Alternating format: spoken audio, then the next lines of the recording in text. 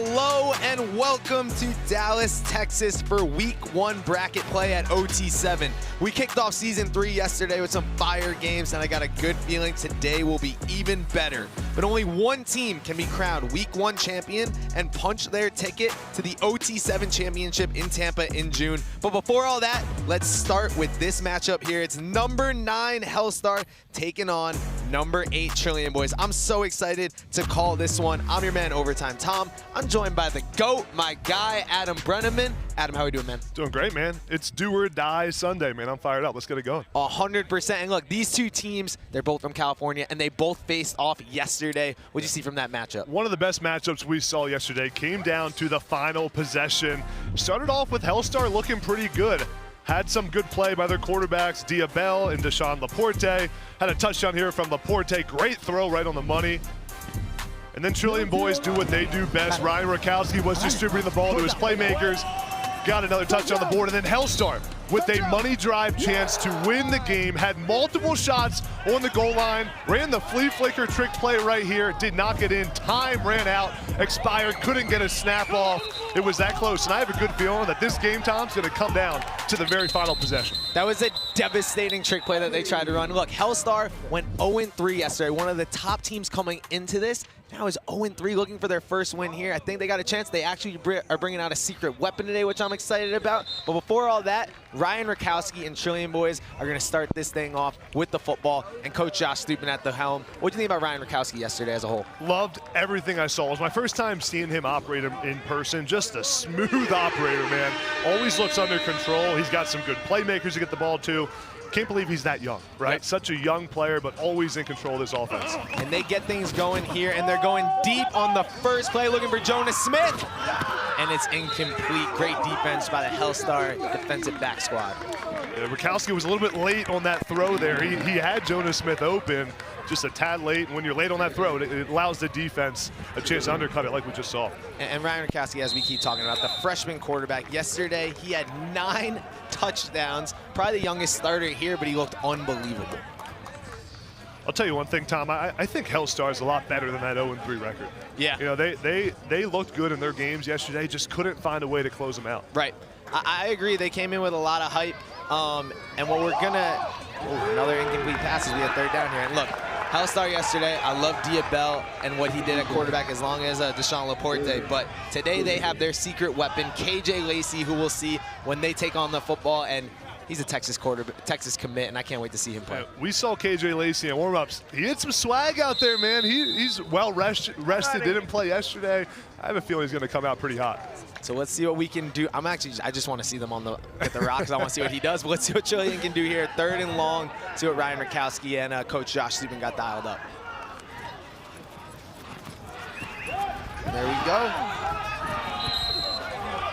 There is your guy, Madden Williams, who had a big day yesterday, the 4-star class of 2026. He's an awesome receiver. And hey, I want to welcome the 3rd member of our broadcast, my guy, Mo Hassan. Mo, the quarterback expert. What'd you see from Ryan Rakowski out there on that play?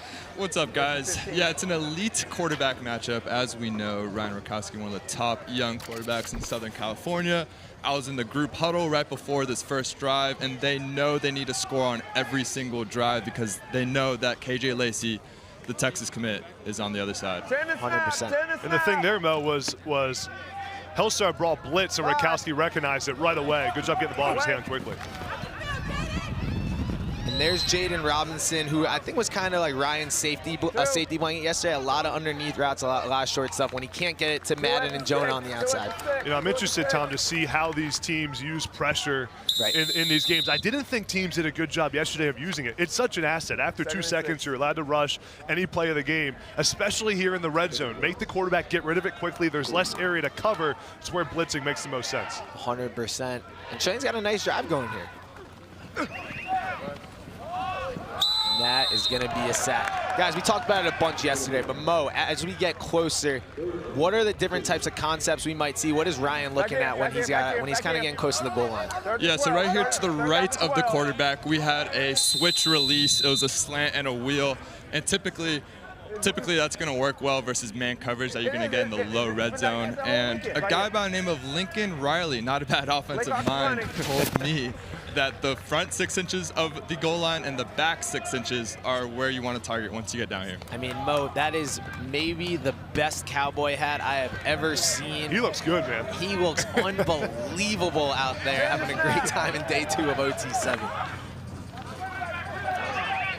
And Ryan Rakowski finds Madden Williams wide open in the back of the end zone. Now, how is he so? And he's got the money gun, which we look at that see. prop, guys. It was a perfect play design there. And again, if you notice, it's the same exact play design. He was in the slot, and they had him wheeling out and picking that slot defender, that nickel, right over him. Yeah, so Jonas Smith, number 6, runs the post route, and then the wheel right around there by Madden Williams. Wide open, great play design, like Mo just said. Against man-to-man coverage, those kind of rub routes are going to be open all the time in the red zone. Trillion Boys take a 7-0 lead, but now we get to see Texas commit KJ Lacey at quarterback for the first time at OT7 Season 3, and it is off to a terrible start with a false start on the first play, which I don't think we saw once yesterday. How do you false start in 7-on-7, man? On the center, too. On the center. KJ Lacey, he was actually at the University of Texas yesterday on a little visit, checking in with his squad that he's been committed to for about a year now, but he came back trying to give his team their first win in OT7. You see here, he back-to-back championship appearances in Texas. He had 47 touchdowns last year as a junior quarterback. And he starts it off quick with a nice completion. Mo, I feel like the ball just flies off of KJ's hand. Yeah, it is. I mean, that was a tight window right there. It was great timing. He just put it right on him. Haven't seen much of him besides warm-ups where the ball was jumping out of his hands. AB, he does have that swag. And, you know, quarterback, they were rotating guys yesterday. I really like Deshaun Laporte. Diabell is obviously very highly recruited. But, you know, if KJ can step up, I think that's going to be huge for this team. And a great ball there. Wow. That's it. 5-star number 18, Calvin Russell, a touchdown. And KJ Lacey and Hellstar are off to the races. Calvin Russell, a 5-star. They all go to the pit. Adam, what'd you see there? Exactly what you want to see out of your quarterback. Standing there, he pump faked a couple times, worked through his reads, came all the way back to find Calvin Russell, who's hard to miss, running free in the middle of the field. I don't know how you leave Calvin Russell wide open. Unbelievable. Nice. And here you see a coaching maneuver here from Trillion Boys as Hellstar is celebrating. Josh Stupin and Ryan Rakowski get right to the line as the clock is moving, and they are already firing off on offense. Coach Stupin dropped his play sheet, started sprinting out on the field.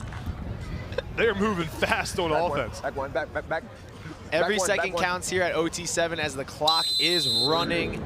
And yeah, we don't wait for celebrations, but I want everyone to celebrate. I just want you to know. Celebrate as much as especially possible. In the pit. Third and three. I also want to give a big shout out to everyone who is in the chat right now on YouTube, TikTok, and Instagram. If you have any questions for Adam, Mo about the game, as we get a big shot here from Ryan Rakowski, who finds that's Jonas Smith, the UCLA commit, for another touchdown. Man, I love the scoring here. Yeah, Jonas Smith can absolutely roll down the sideline, especially for being 6 foot, 175, but he's longer than that. Got the long arms, long strider.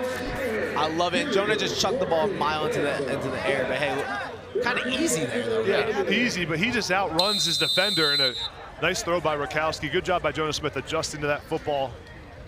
And Mo, I feel like Ryan Rakowski just doesn't miss, continues to impress me. He does it, and it was a great play call. I think they found something with these switch releases. They've gone to it about 3-4 times already.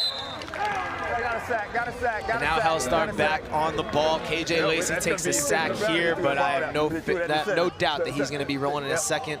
And he did just chuck the ball at his center's back because he didn't want to take a sack. He thought that's how you get an incomplete pass. It's an interesting If I was at center, I'd be a little angry about that. Yeah, I don't know what you do there. You know, the quarterback-center relationship is always important. Mo, as a quarterback at USC and Vanderbilt and other places, were you always boys with your center? Take care of your guys?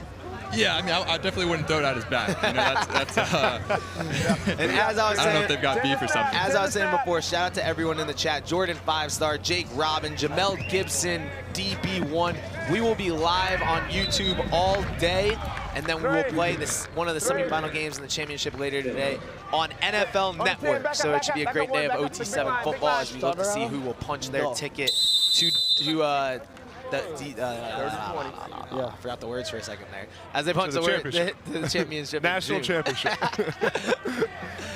It's early here, man. It's in Dallas. You know, I'm tired. You have your coffee this morning? Or I don't drink coffee, sadly. What? Yeah, I'm a freak.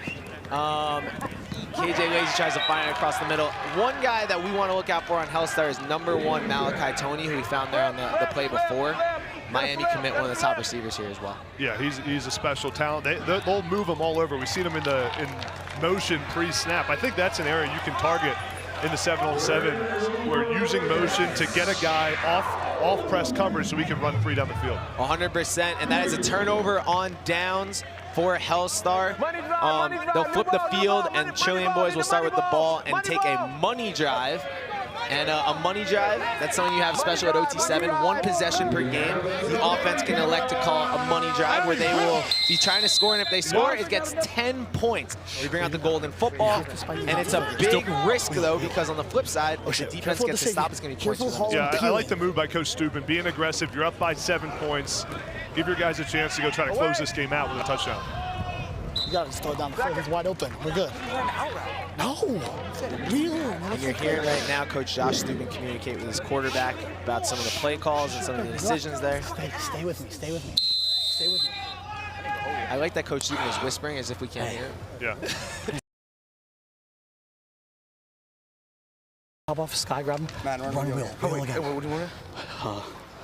Over here, you have grab post. It's wild that Coach Steuben is more out of breath than his receivers. It sounds like we're going to get he said, Jonah, take the top off. So Jonah's #6 there, top of the screen. No. Okay, he's going to take the top off. We're going to a wheel route down the sideline, top of the screen here. Yep. There it is. Throw it. Wheel route right there. Oh, he dropped it. Right through his hand.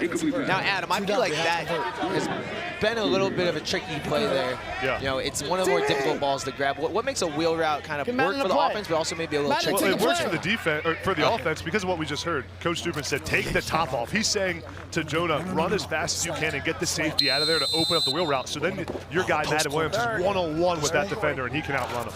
100%. But you got to catch the football. Yeah, a missed opportunity there. I thought that was a perfect ball by Ryan Rakowski. Stare at Jaden. I like the post corner. If not, you have him on it. Shallow, and he has an out and up. And we have 3rd and 20. Out and up here, top of the screen.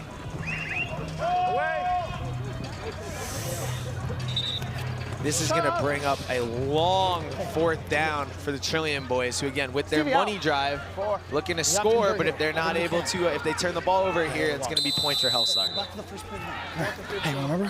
First play of the game. Shh, you have post corner. Hey, grab post from #2. You have to go wheel. No. Don't veer it out. Drag it up? Okay, yeah, drag it up. Hey. The post corner here for a quarterback.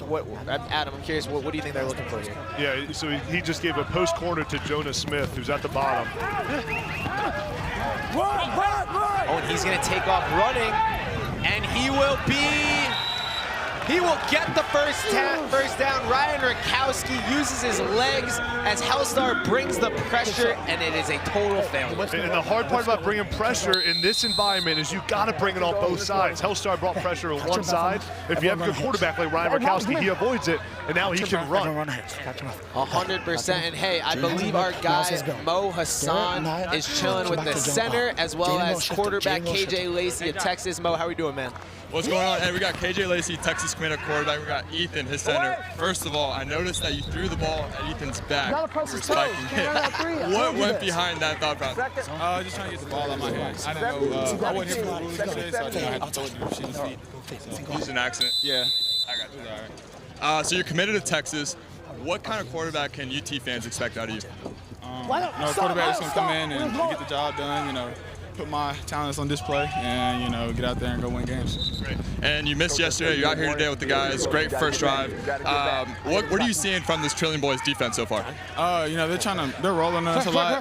They're showing 2, but then they roll to 3. We just got to pick up on it and run some plays to kind of that. Looking good so far. All right, back to the boys. Hey, Mo, I'm actually going to ask you, can you explain a little bit what KJ was talking about, the roll and the 2 and the 3? I don't think I fully understand. Yeah. So cover 2, you're going to start off with a 2 high shell, free safety, and a strong safety, which is very typical here in 7-on-7, probably 90% of the time. Obviously, because there's no threat of a run game. And then now what you'll do is post snap, you'll disguise it as 2 high, and then you'll rotate the free down or the strong rather to the field. And it just throws off a guy like KJ who's played a lot of football. Right here. You want to throw him off a little bit. So Jonah, it's good that he caught that and it shows his football IQ. I love that. And a big fourth down here for the Trillion Boys. Adam is their one guy that we're looking for. Yeah, I mean, Trillion Boys has to look at their two best receivers, Madden Williams, number 7, Jonas Smith, number 6. He's going to be sallowing up. In these situations, players, not plays. Where's your best guy? What? Review. Review it. Don't get it off in time. Review it. And I believe that they are calling the sack. That was the quickest clock that's the quickest clock I have seen on a sack so far. We need a review on that. That was a quick 4 seconds. Did you review it or no? And we're gonna count together. Let's watch it here, okay? 1, 2, 3. I mean, that's a touchdown. That was close. That's a touchdown. That is madness. I am sure that Josh Stupin is losing his mind on the sidelines, but Hellstar gets 4 points, I should say, and Trillion Boys still have a 14-11 lead, but Hellstar is cooking now with a chance to take the lead with KJ Lacey rocking the offense. That's the risk of the money drive, can swing the game completely. Trillion Boys had a chance to get 10 points on the board there. If that call isn't made, if the sack isn't called, now it's a 3-point ball game. And Hellstar is actually going with Diabell at quarterback for this drive, who was their quarterback for most of the day yesterday, giving KJ a quick break. You're going to see that a lot at OT7. Teams bring a couple guys, and they want to give everyone some reps, everyone some eyeballs. So we'll see what Diabell can do here for Hellstar. Good ball from Dia, and a reminder, he is the son of NBA player Raja Bell.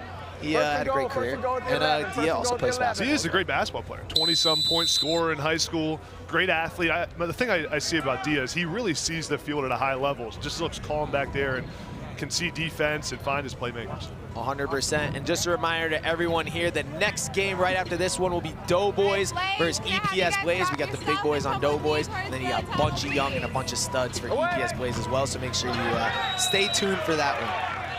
Man, that was a big-time catch there by Calvin Russell. I feel like they don't get him the ball. Yeah, defender draped all over him in traffic, catches it away, pulls it in.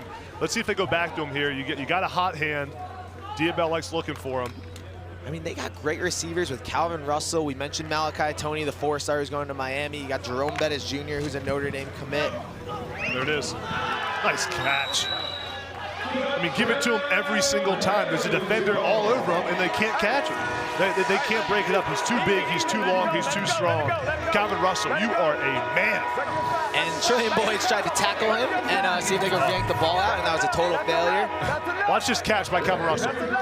Away from the body, all over him. It's pretty good defense. It's just... Great defense, but he's too big and too strong. Did he catch it? Hold on a second. Hold on a second. I'm hyping him up right now. Let's see, does he have possession right there? Not there, not there, not there, not there.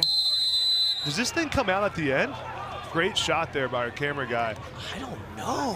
He might have got that between the legs. And Hellstar might have 2 lucky calls so far, but Ryan Rakowski is back on offense and finds UCLA commit Jonas Smith, who had a big day yesterday. Yeah, huge day. You see why he's so highly regarded around the country. He's going to have a great career at UCLA. You see how well coached this Trillion Boys team is with how fast they move on offense. I mean, when there's a change of possession, they are up snapping the ball. I mean, we're still talking about the last play. They're running plays out there. 100%. And hey, look, we saw a lot of great football yesterday. We saw a lot of great teams. I got to ask you, who is your favorite going into day 2 bracket play of OT7 out here in Dallas? Well, I've learned my lesson yesterday. I thought California Power was going to be LoPro. I predicted early in the game. It looked like it was going to happen. After seeing LoPro, the way they operate, Mikey Eugenio, I got to go with LoPro. I am right there with you. I'm riding the LoPro bandwagon. But we got a lot of competition here. You can see Raw Miami pulling it off. You can see California Power actually already got knocked off. I thought Defcon Texas was 3-0 yesterday. They looked really strong. So I don't think LoPro has a walk, but I'd be shocked if they did. Ryan Rakowski going deep, and no one is even looking at the other side. Trillion Boys went back to that wheel concept, the post wheel, but that time Hellstar saw it coming. And we got 4th and 9 here. Trust me here, you could say this is the game. If they turn the ball over, you know, Hellstar has a chance on offense, kind of run out the clock. Take the top off post over there. You got to do it. We got a big play here as we can see another upset. We already saw this morning California Power go down and lose and get eliminated before we started broadcasting. And now we're looking to see if Chilean Boys as well. Guys, so I got the inside scoop here. We got Jonah to the right of the quarterback running a deep post, taking the top off, and Madden's running it out. Don't think he's really open, but wow. The thing about Madden Williams is when he's not open, he finds a way to get open. That's a sign of a great receiver. Broken play. He broke off his out route for a big first down. He went fully covered and then found a way to get some space. And as a receiver, Adam, is that about using your body? Is that about using the feet? It's more feel than anything, right? You just feel where the defense is. You know, there's some guys that you just feel like are always open. A lot of times you think guys like Gorkowski, like guys just always find a way. It's because they're using their body and understand space. That time Madden Williams felt the defender outside, stops his route, and then he's open.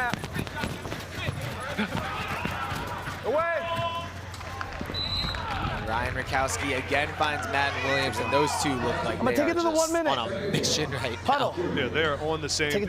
Madden Williams just finding the zone and the defense again, sitting down right between the two defenders. And now we're approaching the 1 minute warning.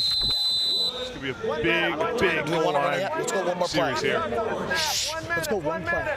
Yeah, watch. See how Madden Williams just sits down there between the two defenders. He feels the zone, slows down his route. So many young receivers, Tom, will run into coverage. They don't stop their route. You feel the zone, slow it down, throttle down is what we used to call it, and then you're open. And Adam, obviously you're a former 5-star tight end. You went to Penn State, was an All-American at UMass after that. When you're, can a receiver get into a rhythm? Can you start when you catch the balls on one drive? Is that 100%. You start feeling yourself. You go in the huddle and you say to your quarterback, throw me the football. I want the ball, especially right here. I bet you Madden Williams is begging for the ball. He's definitely looking for him as Ryan Rakowski throws it in the dirt. The clock will stop on an incomplete pass. We still have 57 seconds left. But Chilean Boys need to score here if they want to take this home. Mo, you think they get it done? What is Coach Stupin saying in the huddle there? Yeah, I was about to put the mic right here. I know. Hey, Z, but run it deep, because look how far we are. Hey, you're the corner, Jen. Get in the back pylon. Right here, you're in the back pylon. Oh, you're over there. Hey, you're outside, you gotta fail. Go, hurry up. Run, Scott, we gotta get set. Here we got double sign outside. They're gonna target that back pylon. The number 3 receiver inside is gonna target the back where no one's at right now. And he's got him. Ooh. And Madden Williams scores again. Ryan Rakowski has ice in his veins, and Chilean Boys take a lead with 53 seconds left. And Hellstar is going to bring out Diabel for this one. They're not going to go with KJ Lacey. Dia probably has a little bit more of an understanding of the offense, playing all day yesterday, so maybe that's the thought process. Hey, get the offense over here in case it was a great play design there. Mo called it perfectly. They brought Madden Williams from the left all the way in motion. Run the flat route. Look like you're running the flat. Turn it up to the back pylon. Beautiful throw there by Ryan Rakowski. Chilean Boys back in the lead. Man. Here comes Hellstar, Diabel. They're going. They sent everyone deep there just to get a little movement going with their running back. I like that as a first play. Second down. A lot of times in these possible game-winning drives, you just want to get some momentum. Get a first completion, get your quarterback feeling good, get that first down, and then start taking the shots down the field. And with no timeouts in this setting, you have to get out of bounds. Yep. Anything in play kills you. How often, for a normal college team, how often are you guys practicing like a 2-minute drill? Every single day. Every single day to end practice when I was in college. You would end it with a 2-minute drill. Gotta have it, must-win situation. Really good job execution here, throwing it to the sideline. The receiver knows where he's at. He did not get out of bounds though. Malachi Tony, they actually tagged him before he got out, so the clock is still going. Bad execution. And we're going for Malachi Tony again. Nothing. And Mo, as a quarterback with a little bit of time left, is the coach is in your ear nonstop about, hey, get to the outside. What are the main things you gotta focus on? Well, you'd rather take an incompletion than anything down the middle that's not a chunk play. Chunk play meaning 15 yards plus on a pass. That's the barometer here. Now in this setting, 31 seconds, that's plenty of time. So we don't have to do anything crazy, don't have to do too much, don't force any mistakes. Huge 4th down. Oh no, and that is gonna do it. Diabel throws it out of the end zone on 4th and 4. Mo, it almost looked like Diabel didn't realize it was 4th and short there. I mean, taking the shot down the end zone, he had underneath routes. You got to try to get the first down. Yeah, that's just awareness, and that's what the coach was telling him right there. Take the check down. Let's stay alive. There's no reason to take a shot right there unless it's wide open. I don't think Diabel realized that it was 4th down. Hey, and this is now back-to-back games where Hellstar plays Chilean Boys with the ball with a chance to win. And it's getting chippy down here, totally boys. blows it. Yep. We got a lot of trash talk going on as Chilean boys are waving goodbye to the Hellstar squad, and the Hellstar team does not want to go anywhere. We love how competitive these teams are at OT7, and they want to win today. It's Championship Sunday. We said it, Tom, this game was going to come down to the final possession. There's ballers on both sides here, and great quarterback play. A lot of passion and emotion on that field. Look, man, Chilean boys, one thing about them, they're always going to talk. Coach Josh Stupin, this team came prepared, but they're always going to talk. And you see the Chilean boys over here having a headstand competition, which is unbelievably funny. And I believe we're going to call the game there, as Chilean boys is still doing headstands everywhere. Very impressive. And hey, is Mo down there doing headstands too? No, not with the Cowboys. I did a few. Hey, Coach Chiba, what's going on?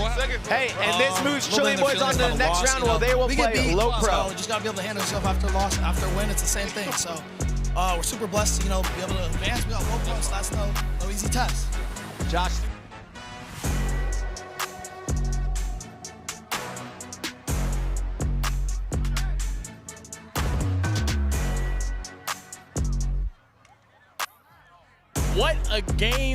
What a game we just saw, man. Absolutely incredible.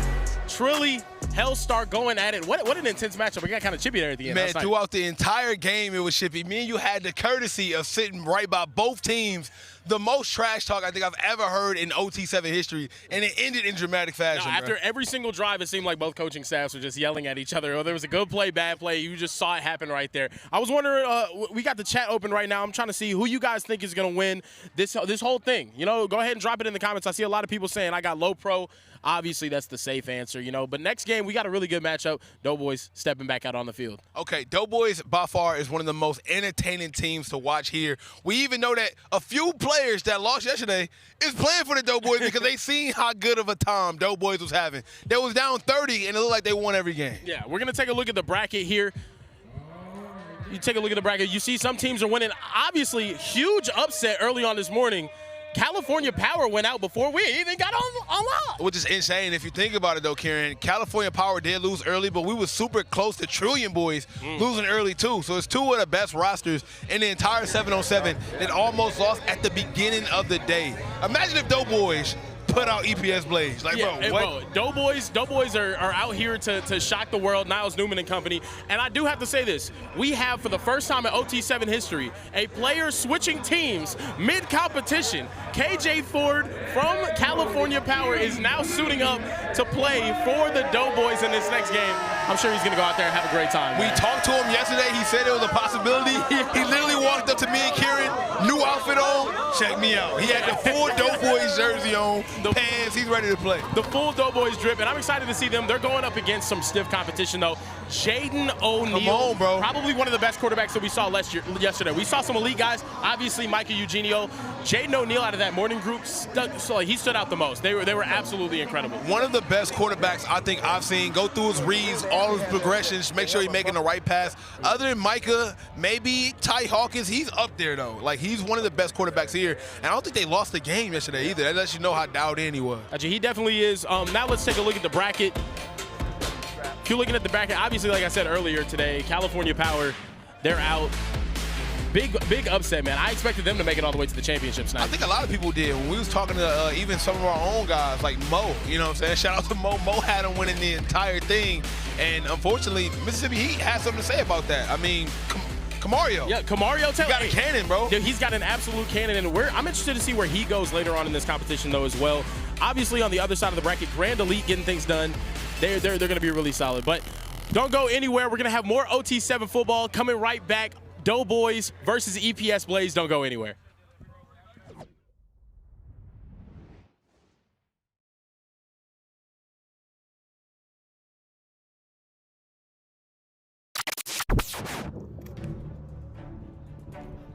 I didn't even mean to throw it. Got to keep your challenge flag somewhere safe, Coach. That's a rookie mistake. Snickers, official chocolate of OT7. Overtime Tom here for a break in the action. A turnover can change the momentum of an entire game. If there's one weak link, the whole team suffers. So remember, vapes can contain toxic chemicals that can damage your lungs and the team. All right, let's go back to OT7.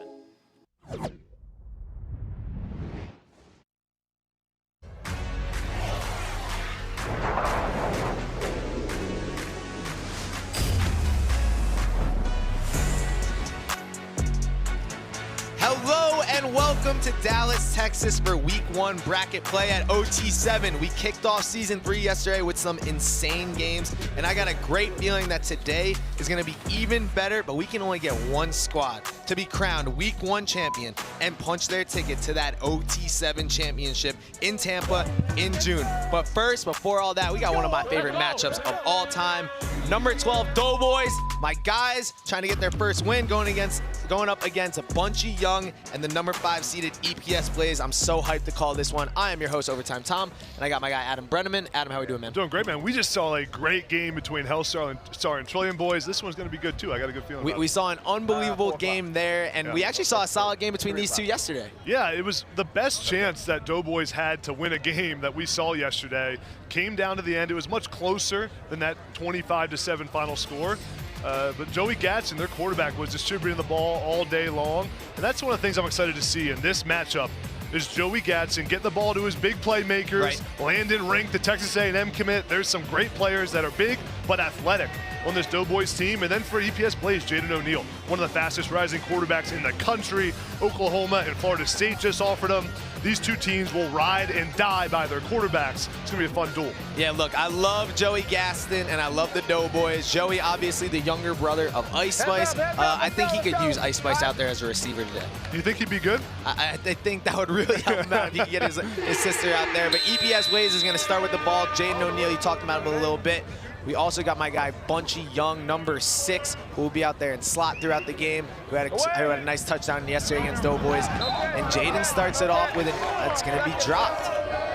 EPS Blaze coming out with some new jerseys today. I think in the red as Bunchie Young just hops on the field here. What do you think about the red? What do you think about the red jerseys? The red and the pink combo. I mean, it's good on the eyes. Yep. A lot of swag out there. And you see Jaden O'Neal yesterday, he had 5 touchdowns, 211 yards passing in their 3 games. And they had a solid day. You know, they're the number 5 seed, and they got to be feeling pretty good here on Championship Sunday. Send the snap. Jaden O'Neal gets back. Throws it right across the middle in between 2 Doughboys guys. You see how good of a passer Jaden O'Neal is back there. I mean, those 2 throws we just saw, high velocity throws. There was no touch on those at all. Has a big, powerful arm. 100%. And look, Doughboys went 0-3 yesterday. It wasn't the best showing I've ever seen by their head coach, John Qual, and the squad. But, you know, I've seen a lot of 12-5 upsets in my life. And you know, you never know. You never know what could happen today. I don't have a great feeling about it, but all you're asking for is a chance, right? All you want is a shot. And that is a great ball from Jaden O'Neal to Daniel Berry, the 2026 wide receiver from Austin, Texas, who is quite a speedster, runs under a 4.5. Adam, is that where you're at? I'm about a 4, probably a 5'2" guy now. Used to be a 4.75. I think you'd break 5. There's definitely a time in my life where I was breaking 5. I don't know if it's happening right this second. Would you get hurt if you tried to run a 40-yard dash right now? Pop a hammy? I just don't think the form would be where it needs to be, honestly. I just don't feel great about the form. It's Jaden O'Neal. Oh, that should have been caught for a touchdown, but it was not. And I want to say hello to our dear friend, the QB expert, Mo Hassan, who played at USC and Vanderbilt, as well as the Tennessee Titans last year. Mo, what do you think about Jaden O'Neal down here, quarterback for EPS Blaze? What's up, boys? I'm really enjoying watching Jaden O'Neal. Yesterday morning, he showed why he is a 4-star guy out of Narbonne High School, one of the top high schools out in Southern California. The big thing that jumps out off tape with Jaden is his football IQ. He's able to recognize defenses pre-snap, take advantage of it, and you saw it on that last pass that just got dropped, sitting in that window. Should have been caught. 100%, and here we see what Jaden can do on 2nd down. And he finds his receiver, Kelton Williams. Mo, I just want you to know you have a great cowboy hat. Thank you, man. I appreciate it. I'm embracing the Texas environment. Absolutely electric. Adam and I will work to get our own as well. And I just want everyone to know we got games all day today with OT7. We got a great squad right here, but you will see Raw. You will see Trillion Boys again. You will see LoPro. We got a lot of great teams and a lot of great action happening all day on Championship Sunday. Guys, I really like this concept coming. He's going in motion, he's going into the flat, and right on top of him, he's got double slants. He's got him right there. Touchdown. Ooh!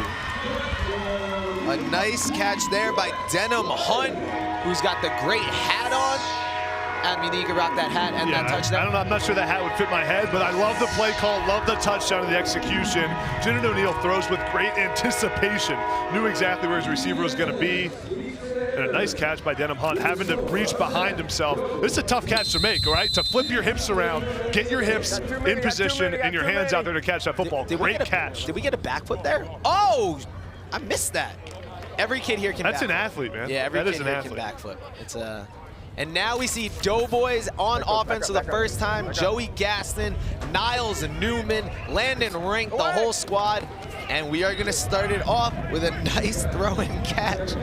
So I believe that is Nick Clark, number 7. 2nd and 13. And guys, no OT Meg call in place today. Is that going to hurt the boys? Look, yesterday, overtime, Megan was here as the offensive coordinator for Doughboys, and I noticed every time she called a play, the offense was humming. And every time John Quall, who's out there calling them today, was doing it, not so much. So I do think that could hurt the squad. Speed it up, 10 to step. And you'll see Niles Newman there at running back, the 12-year-old basketball prodigy out here playing football for a little bit, the younger brother of Nelson Newman, and we have an interception from Joey Gaston. Elijah Frank, the 2026 linebacker, gets the interception and goes right to the foam pit. And Mo, Joey just he missed something there.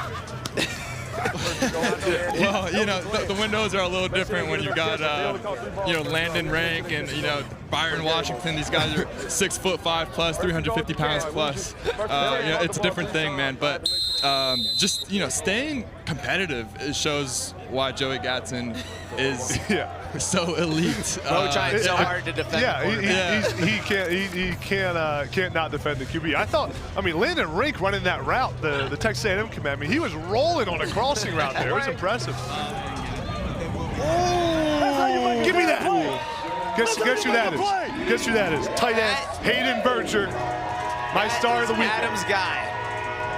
Hayden Berger, the tight end, and Adam, take me through. I mean, you've been talking about this guy all weekend. I was talking about him all day yesterday, all night last night, this morning. Hayden Berger is putting everybody on notice. He needs some more offers.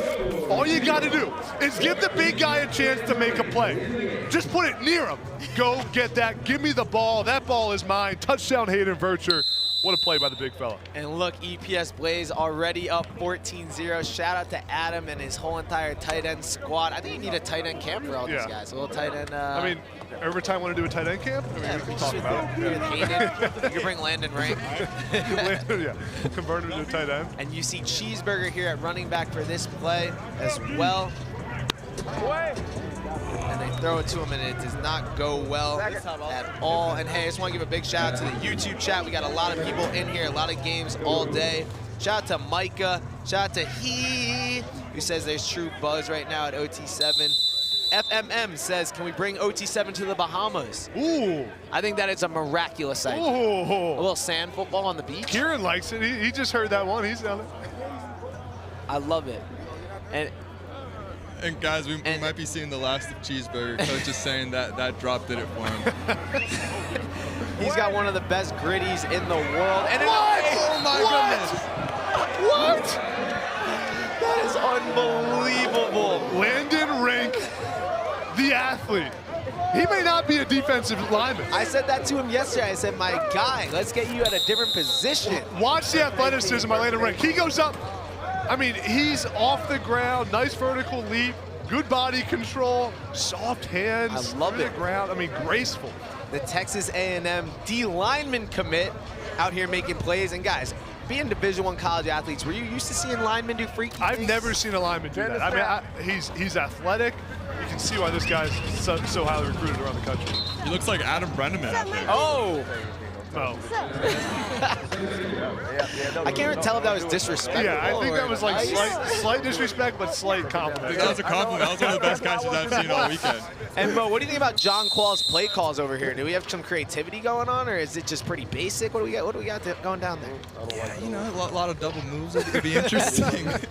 A lot of shots down the field, you know, to Big Byron. They're putting a drive together right now. They really are. I mean, we're on the 10-yard line.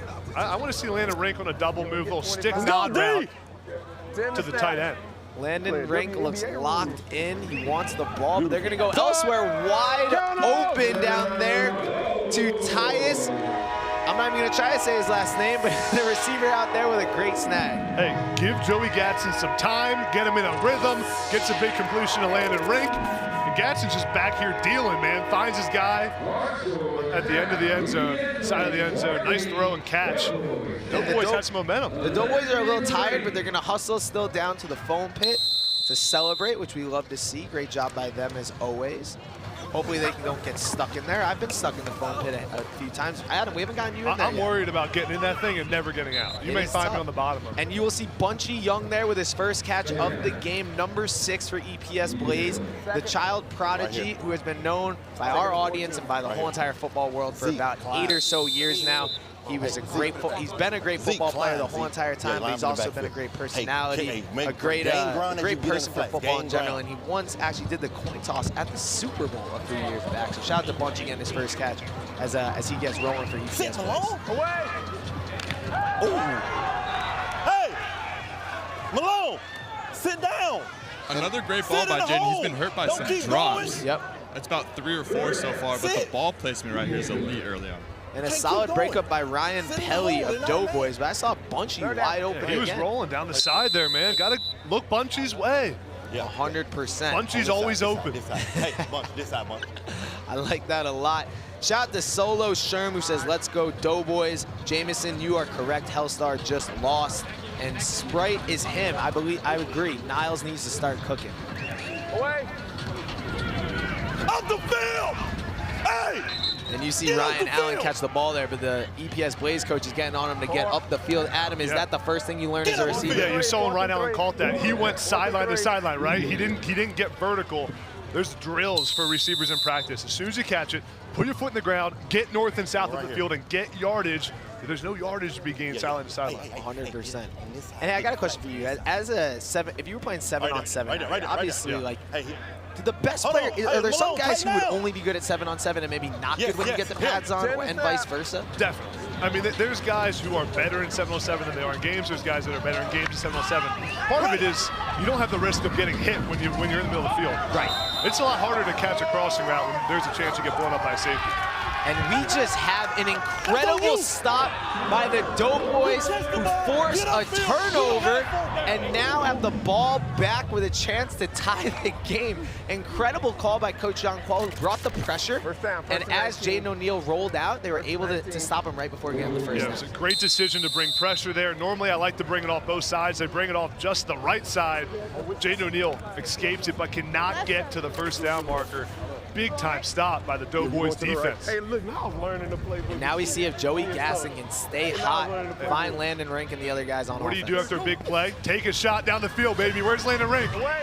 And we are going to get it to Niles Newman, the 12-year-old basketball prodigy who is known to drop 40 points on any given night. Last weekend, he scored 41 points, going 10 for 10 from 3. This weekend, he's out here playing football. He is unbelievable. He does it all, man. He really, really does.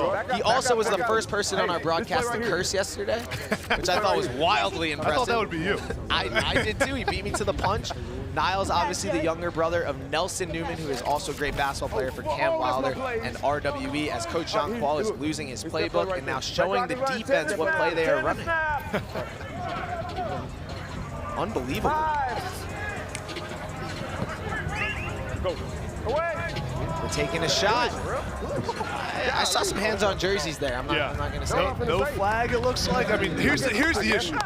The big guys never get the calls. Never get the calls. I mean, Mo knows what I'm talking about. Tight ends, you never get the holding calls, never get the pass interference. It's time to put some respect on the big guy's name and let him get some pass interference calls, man. I love that. And Mo, I have a question for you. I know you're a taller, bigger quarterback, but Joey obviously a little bit smaller in stature, maybe a little bit quicker on his feet. What kind of, obviously maybe not in 7-on-7, but for football with the size of quarterback position, how important really is that?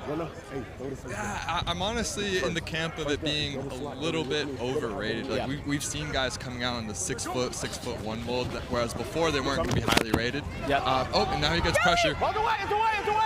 Oh!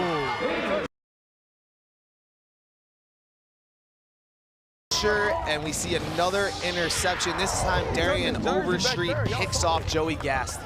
And that's a situation there where Joey Gatson has to know he can't just throw that ball up for grabs. You're in a good spot in this game, only down by 7. It's not 4th down. Right. You can't throw a pick here. You're getting pressure. Just get rid of the ball. Live to see another day. And now the pressure is back on the Doughboys defense. You need to come up with another stop against Bunchie Young, Jaden O'Neal, and the EPS Blaze offense. Shout out to everyone in the chat right now. Matt Fowler, Wacky Knights, Money SJ. We got a lot of great people out here. Shout out to you guys. Jaden O'Neal drops back. Doughboys are playing some solid defense. Man, really good defense. A risky throw there by Jaden O'Neal, trying to trust his arm. That's the thing with big arm quarterbacks. They trust it a little bit too much sometimes. The window wasn't quite there. And if you're EPS Blaze's coach, are you just so upset right now that you don't have a 30-point lead? Yeah, you can't be absolutely thrilled about it. You're telling your guys, we need a touchdown right here. And if you want a touchdown, you got Hayden Vercher, your tight end, 101, going to be top of the screen. Yep.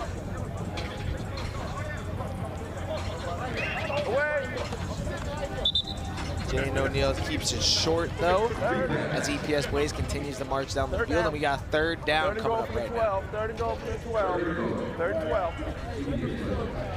Mo, amongst all the quarterbacks you saw yesterday, Jaden O'Neal, Micah Eugenio, we saw Chad Warner, a bunch of great guys. Was there 1 or 2 guys that really stood out to you and were really your favorites? I was a really, really big fan of Luke Fahey, honestly. So watching them lose in that upset this morning, that was tough. That was my pick to win it all. There you go. Jaden's up there with any of these guys, honestly. Yep. As he should. Luke Fahey, the quarterback of California Power, they lost earlier in a big upset and were eliminated and will not have a chance to win, but he did look outstanding out there. And Ryan Rakowski this morning, too. Yep. How about him for a young guy? Yeah, Ryan Rakowski's one of the better quarterbacks I've seen here the last couple days. Again, talking to the Trillion coaches, they've told me time after time he's the best quarterback here. Yep. He's played like it at times. I mean, there's a lot of winners that we're seeing at the quarterback position. And the, Ryan Rakowski's impressive. And the freshman Ryan Rakowski will face off against LoPro and Mikey Eugenio right after this one, so stick around for that. But right now we have a huge 4th down for EPS Blaze. Can the Doughboys get one more stop? No, they can't. They found your guy. You talk about it. Hey, man, trust me. 23, Hayden Vercher is always open. Always open. Good job, Jaden O'Neal there. I thought he was telegraphing his passes earlier in the drive, but that time looked off the safety, came back and found his big tight end, Hayden Vercher, for the touchdown. Watch O'Neal here. Good job working. Good feet. Starts left, goes right. Can't miss the 6'4" tight end. Strike right in the chest in the end zone. And here we will go with a money drive for Doughboys. They are trying to get a 10-point drive here again. If you get the money drive, we flip in a gold football for the offense, and if they score, this will be a 10-point touchdown for the Doughboys, which will bring them a little bit closer, but if the defense gets a stop, they get 4 points, so we'll see what happens here. Away. Great ball there from Joey Gasson to get things going, and these guys got to move fast. They got to move fast. I like what I've seen out of Joey Gasson. He can throw the football, quick release, gets it out of his hand quickly. And now it looks like Doughboys have some speed on the field with their receivers. They brought in some new guys. I mean, let's get Landon Rink back in there, man. The other dudes are taking a quick little break here. This is the new personnel group. Going deep, and that is going to be intercepted, which is going to be 6 points for EPS Blaze on the money drive. And that's the difficulty at quarterback in these situations where you got to score, you got to stop the score. You feel like you have to do too much. You know, especially you might have some mismatches, you know, with some DBs and the guys you have running routes. Yeah, I get where he's coming from, but also you got to play within the offense. You can't do that. Yeah, I don't hate the decision because you're trying to win the game. You're down, obviously. Down by 2 touchdowns, and you got to try to take a shot. The hard part for a quarterback, too, is when you don't have that go-to 5-star receiver that can get open all the time. Right. You know, that makes you feel more comfortable as a QB. You know where you can go when the situation gets bad. Totally. And I think the big question now, guys, is where do Doughboys go from here, right? They're gonna end up 0-4 in their first OT7 tournament. They have. I hope that they're gonna come back to some more. Where do the Doughboys go? Yeah, I mean, the real question is OT Megan's job in jeopardy as the head coach. Right. That's as the play caller from yesterday. do we start talking about that? Right, and you have to question her commitment. She didn't show up for day 2. Yeah, I mean, how do you show up day 1, not come back day 2? It's a pretty stressful decision that Coach John Quall and the OT7 staff will have to make. But for Doughboys, all I can say is keep your heads up and let's go bigger. Let's go bigger next time. Let's get some bigger boys out here. We need some more linemen. Yeah. And I think we need to cheat more. They kind of like half did the lineman thing. Like we saw 4 receivers out there in the last drive. Okay. You know, you got to commit to it all the way. Right. I want to see 4 Landon Rinks out there running routes. That would be that. Maybe there's a mismatch there. Couldn't agree more. And on the flip side, we got EPS Blaze, who they're the 5 seed. They're rolling over Doughboys right now. Yeah. Do you give them a real shot? I do. In these situations, in football in general, if you have a quarterback, you have a chance. Jaden O'Neal, one of the fastest rising quarterbacks in the country, gunslinger, reads the defense well, calm under pressure, smooth operator. I love what I'm seeing out of him. I think they got a chance to make a run. And they'll play the 4th seeded Legends a little bit later today in their next playoff game. And I think that's a very winnable matchup. And once you start getting going on a Sunday, you never know what you have at OT7. And the thing I was excited to see with Jaden O'Neal is he has gotten a lot of hype in the last couple months. You know, he went from in the last few months a quarterback that was recruited, had some offers, to now one of the most highly regarded players in the country. How would he perform with all the hype? The lights are bright. Everyone wants to see it. He's come out here and played really well. He's been calm and done what he's needed to do to win games. Totally. He's got some great receivers, a great tight end, as you've mentioned. Jaden O'Neal has looked awesome. And they're also on their money drive, by the way, so that's going to be a 10-point touchdown. EPS Blaze kind of running it up on the Doughboys. Yeah, the other thing you can see with quarterbacks is do they panic once they get in the red zone and on the goal line? Because again, condensed area, not as much room to throw the football. He almost looks more calm when he gets inside the 10-yard line. What do you think, Mo? Yeah. We lost Mo for a second there, but EPS Blaze is going to take this one as Doughboys refuse to admit defeat as they still are running to the end zone as they always do.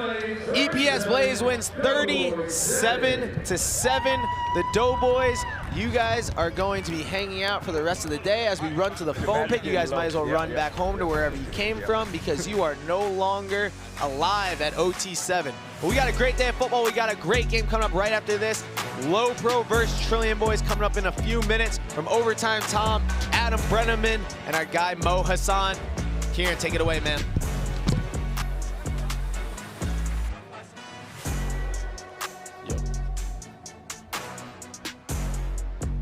What's going on, guys? What a game we just witnessed, Mo. You know, Doughboys, they had it there for a second. I thought they were going to make it a game, and then they ended up losing by 30, just very quickly. Well, off that turnover on downs, I would have liked them to go for a money drive, take the lead, a little risk, and then you never know what happens with momentum in a game like this. You got to take advantage of every opportunity you have, especially when you're the Doughboys against a really good team in EPS Blaze with Jaden O'Neal balling. But yeah, man, I mean, it was fun. It was entertaining. It was definitely entertaining. That's the word for it. We're gonna take a look at the bracket upcoming. We obviously next we got the Trillion Boys taking on LoPro, the defending champions.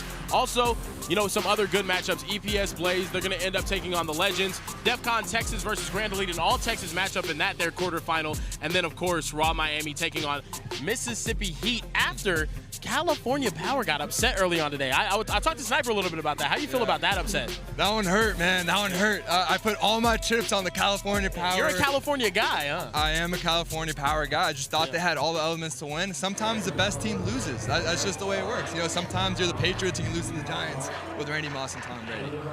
But I'm excited about this next matchup, honestly. Trillion Boys, I think they're the best.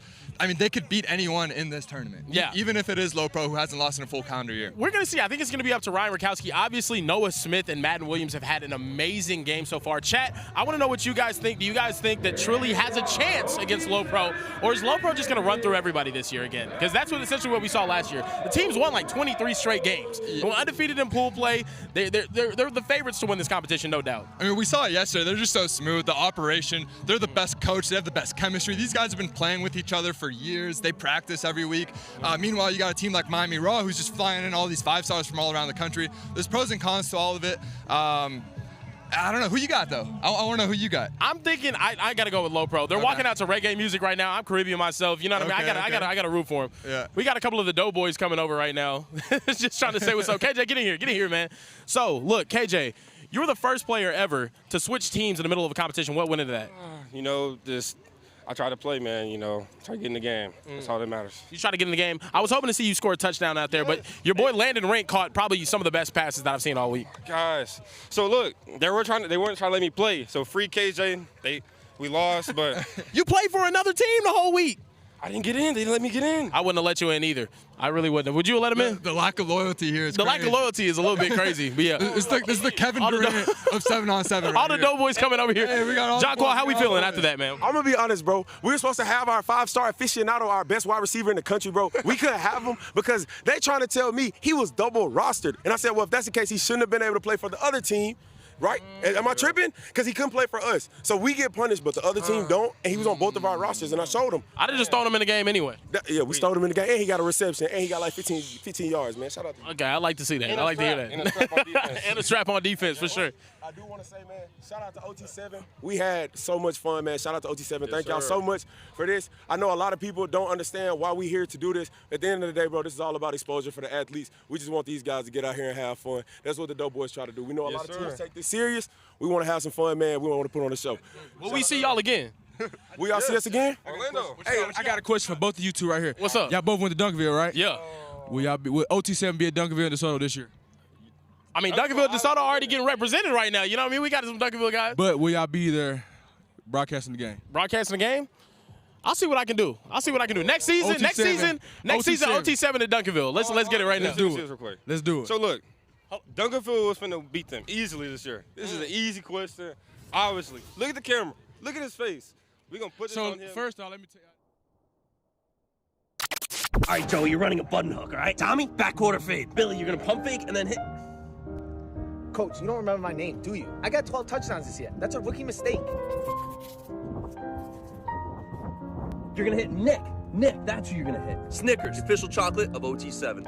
Overtime Tom here for a break in the action. A turnover can change the momentum of an entire game. If there's one weak link, the whole team suffers. So remember, vapes can contain toxic chemicals that can damage your lungs and the team. All right, let's go back to OT7.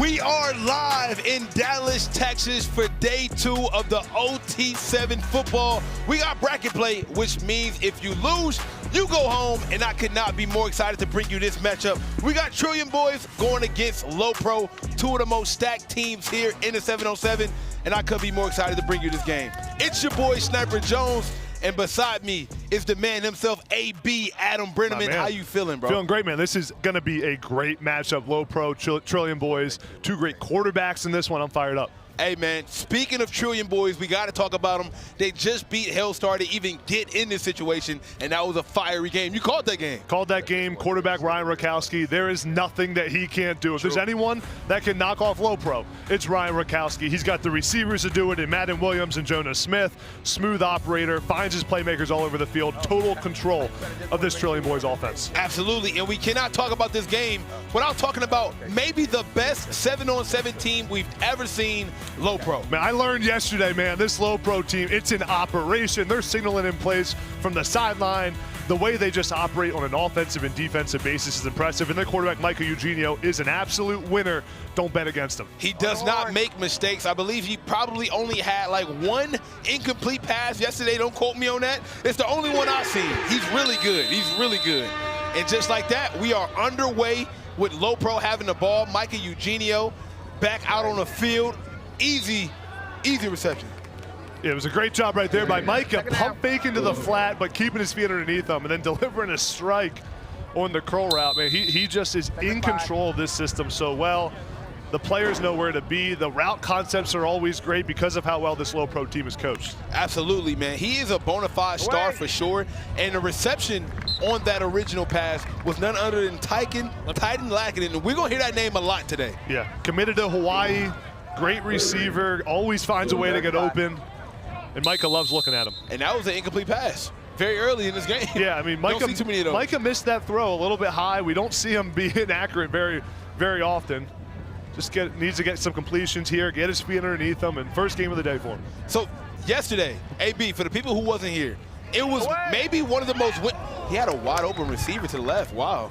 It was a very windy day yesterday. Yeah. As soon as I was about to say today's a lot better, the wind is picked up out of nowhere. Yeah, it's picking up. I mean, yesterday we had papers flying up here in the booth, and it allows you to see who the great quarterbacks really are. It is hard to throw in windy conditions. I mean, it changes the trajectory of the throws sometimes. You need more velocity. Whether you're throwing into it or it's behind you, it impacts things. So the great quarterbacks find a way to still throw the football well when it's windy. It's no better person to talk about great quarterback play than our own Mo Hassan, who's with us right now. Mo, what you seeing down there, man? What up, Snipe? Yep, we got Micah down here, Eugenio. He's been with this team for 3 years. He knows these guys. We know LoPro hasn't lost in over a year. But what really impressed me yesterday was his clutch factor. I thought they were going to lose to Power. They were down early. They had a game-winning drive, went for 2, throws it up, perfectly accurate, and they got the win. And it shows why they should be the favorite again this year. Absolutely, man. Snipe, what do you think of Mo's hat down there? I like Mo's hat, man. Hey, Mo was generous enough to let me wear the hat for a little bit. You know, I kind of got to check out the customized. You know, you probably didn't know that it was customized. Is it a custom hat? It is, man. That thing may blow off his head with the wind conditions down there. I hope he doesn't have hat hair, man. It had Mo in the hat. I said, yes, this is Mo's hat. It says it right here. Don't worry, I'll put you guys on some fashion tips. Yeah, man. Hey, I would appreciate that for sure. With the 9.5. With the Woody from Toy Story impression down there. He does look like Woody. Dude, I don't know if that's good or bad. All right, man, we got it. 1st and goal. LoPro trying to put some numbers on the board. This Trillion Boys team has to be one of the best rosters here that's left to play with California Power being out now. They're stacked up with 4 stars and 5 stars just about in every position. Oh, he's in a rush. Yeah, love that defensive call by the Trillion Boys there. The pressure after 2 seconds, playing man-to-man coverage across the board. 12 right here.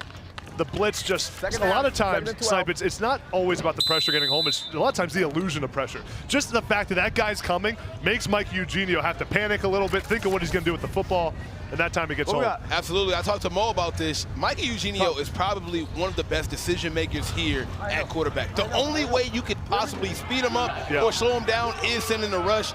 And, you know, Mo, talk to us about that. I can't help but think that Trillion watched that game against Power yesterday, and that's the only way they got stops on this LoPro team. Otherwise, if you give this dude time, he's just going to pick you apart. And so I think that's the recipe, and I think if they can time these blitzes in a smart way, I think it's going to give them a chance. And all you need is 1 stop in a game like this. Yeah, I really thought that we would see teams use the blitz more yesterday, and I think they're going to start learning that the blitz after 2 seconds is a great way to force a quarterback into an incompletion. Also, more turnovers happen on blitzes than any other situation in football. It's a great way to force an error. Absolutely. And they sending another one at him right now. And it, almost an interception.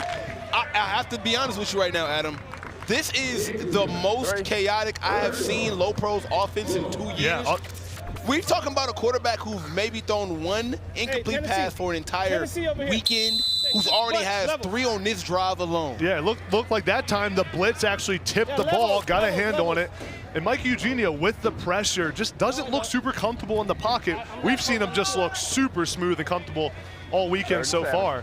He might have to use his feet on some of these and decide to move around a little bit. No pass available. Trillion Boys have studied. They study. Man, what a job on that defensive possession. 4th and 11, 4th and 11. On 3rd down there by the Trillion Boys. Chris Hawkins, their defensive coordinator, who coached with me at Arizona State, knows football extremely well. We saw him bring pressure 2 times. Now this time, no pressure. See him play back. They're playing bracket coverage on the goal line. Nobody is open. Regular. Forces the time sack.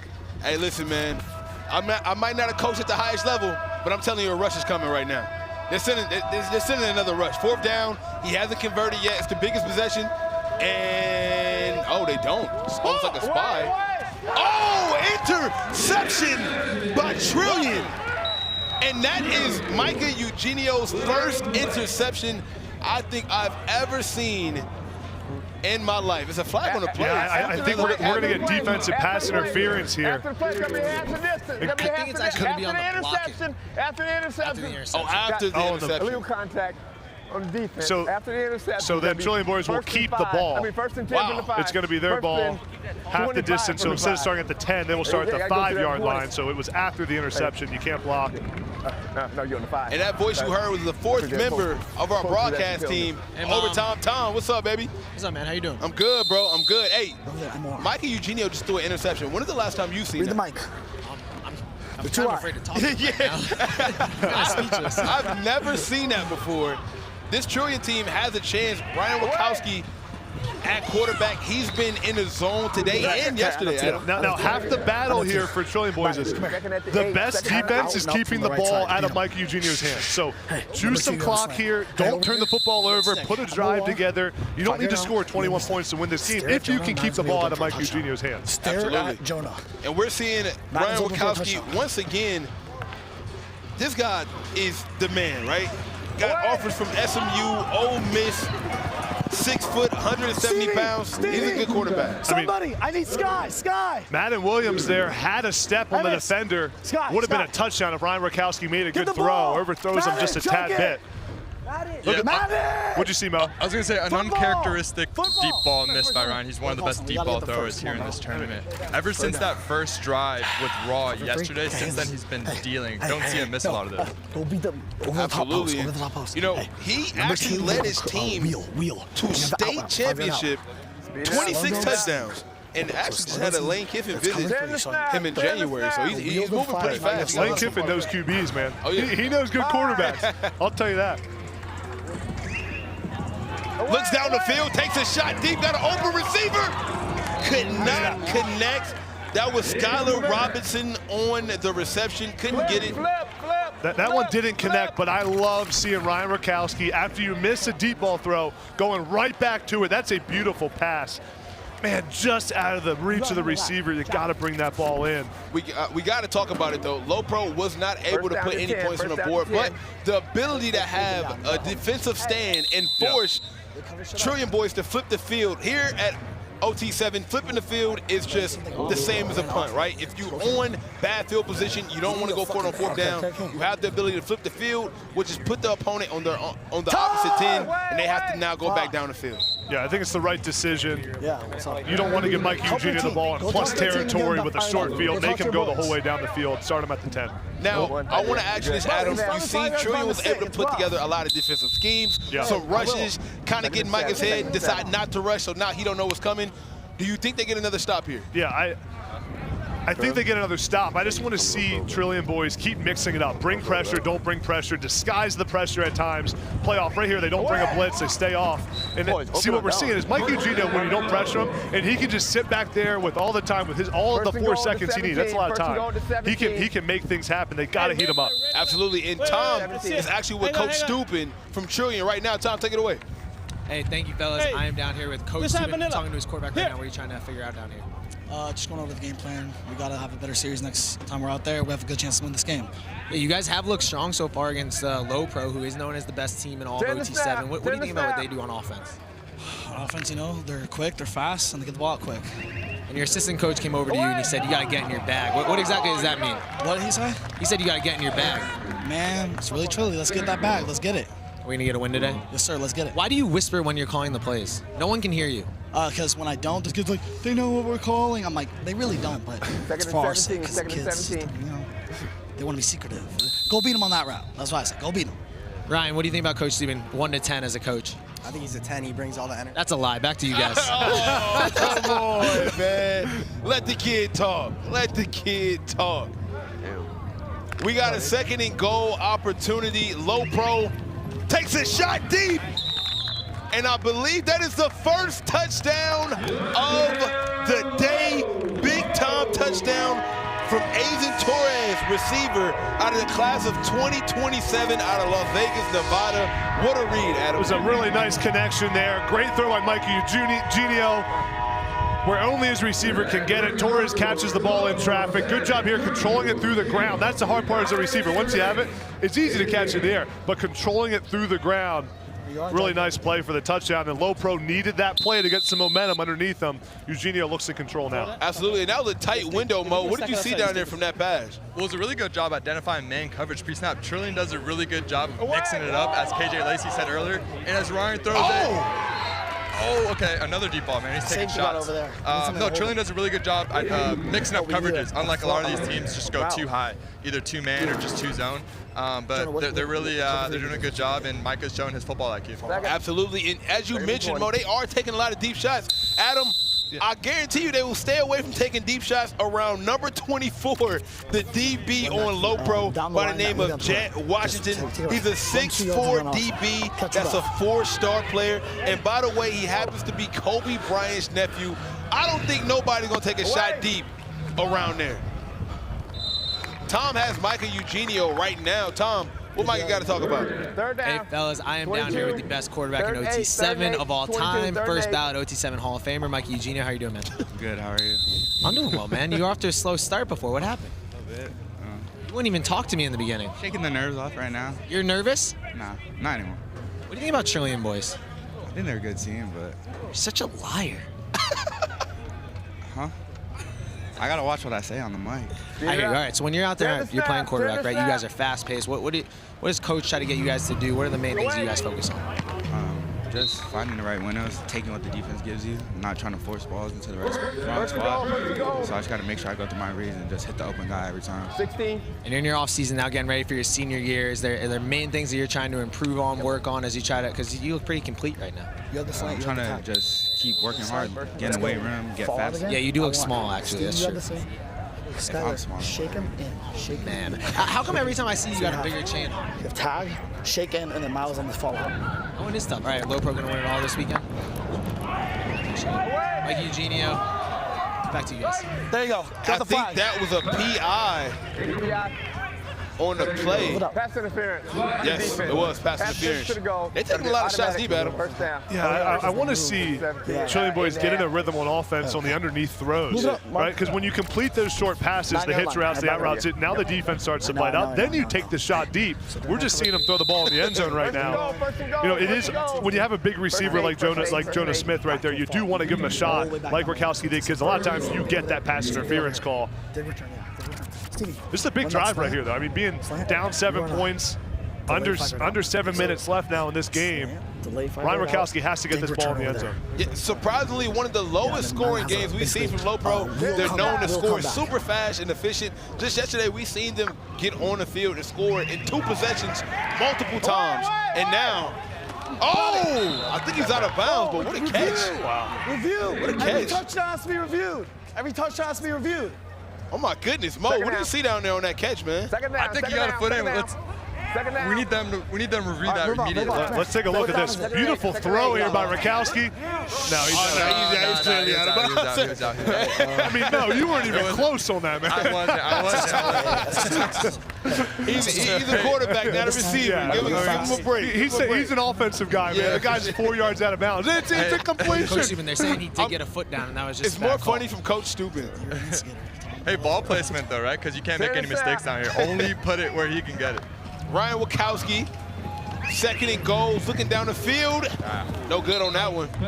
Missed him on that one. Man, he had him. That was a nice scheme there by Coach Stupin. Went 4 to a side. He motioned Madden Williams over. 4 receivers on the right side of the offense here, and he has them in the flat. And Madden Williams, you mentioned him. He's a 4-star receiver with looks from Arizona, Auburn, Cal. He's out of the California area, and he has been probably one of the most impressive receivers in this entire tournament. Bang 8 at like 4 steps. It's a lot on the line right now, Adam. We have to remind the audience, it's win or go home. Whoever loses this game will go home. And realistically, both of these teams can win the entire thing. Exactly. It's a really big moment right now. They're setting up Jonah 1-on-1 here to the bottom. Front side.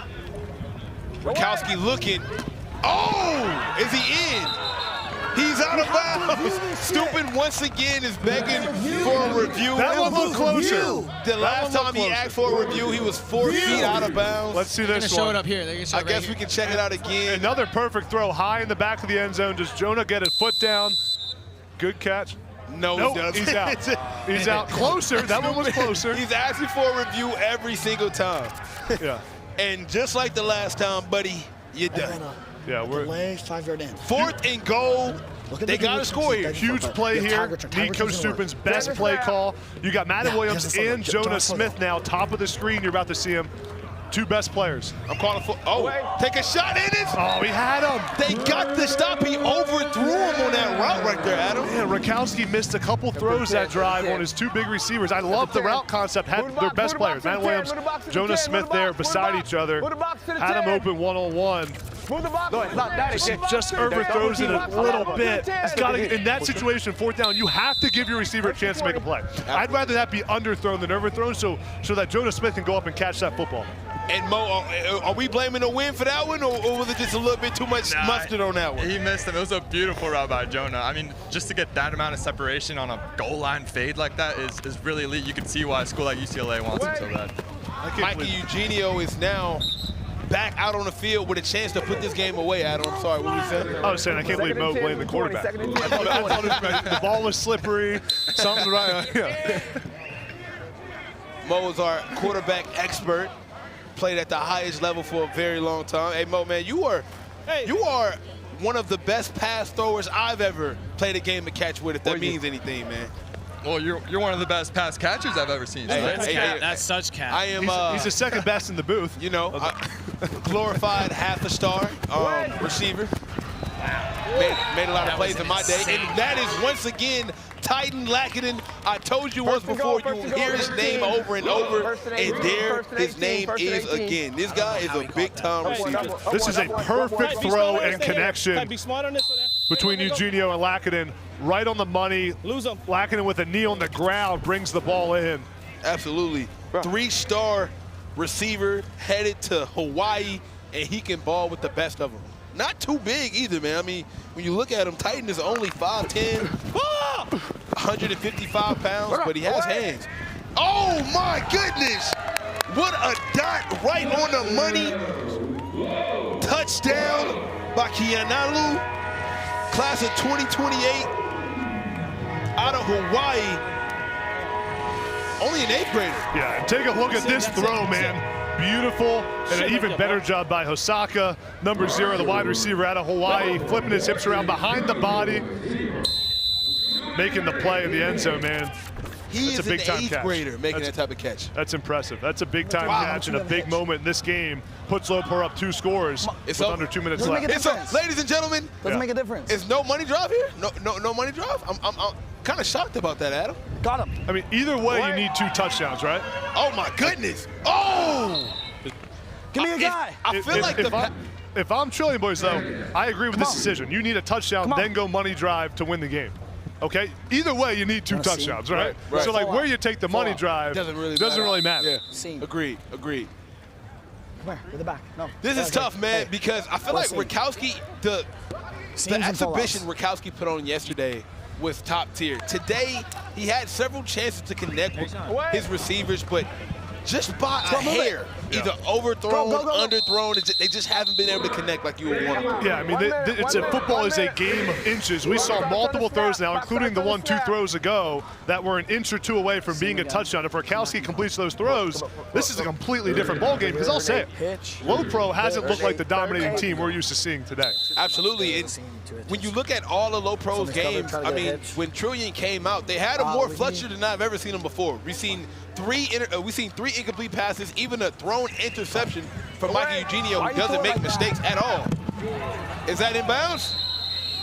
All right, good touchdown! He finally has a completed touchdown without anybody going out of bounds, which is insane. That was Lawrence Taylor with the touchdown. This time, Rakowski puts it right on the money. Perfect throw back to the end zone. Gets 1 foot, maybe 2 feet in bounds. First down, 1st and 20. Wow, what a play. He put that one on the money. Put it right there, man. That's what we talked about. Now, if you're Trillion Boys, man, you got to jump every possible route here, try to get an interception, try to force a turnover. They send in the rush, the 2-man, and they get him. You called it, Adam.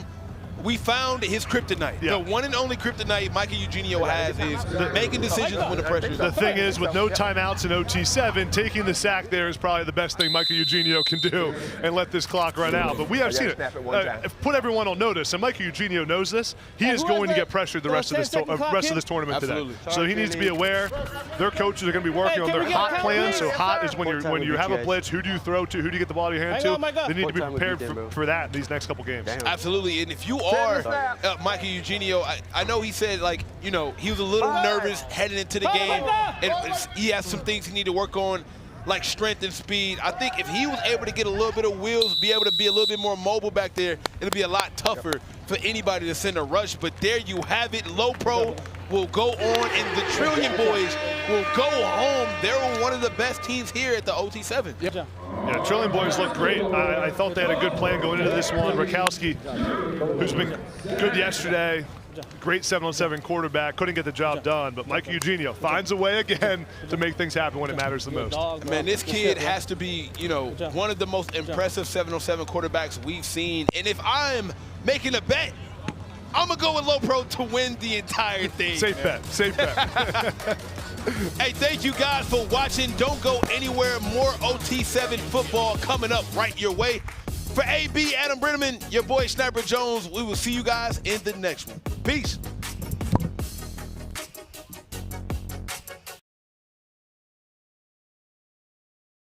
It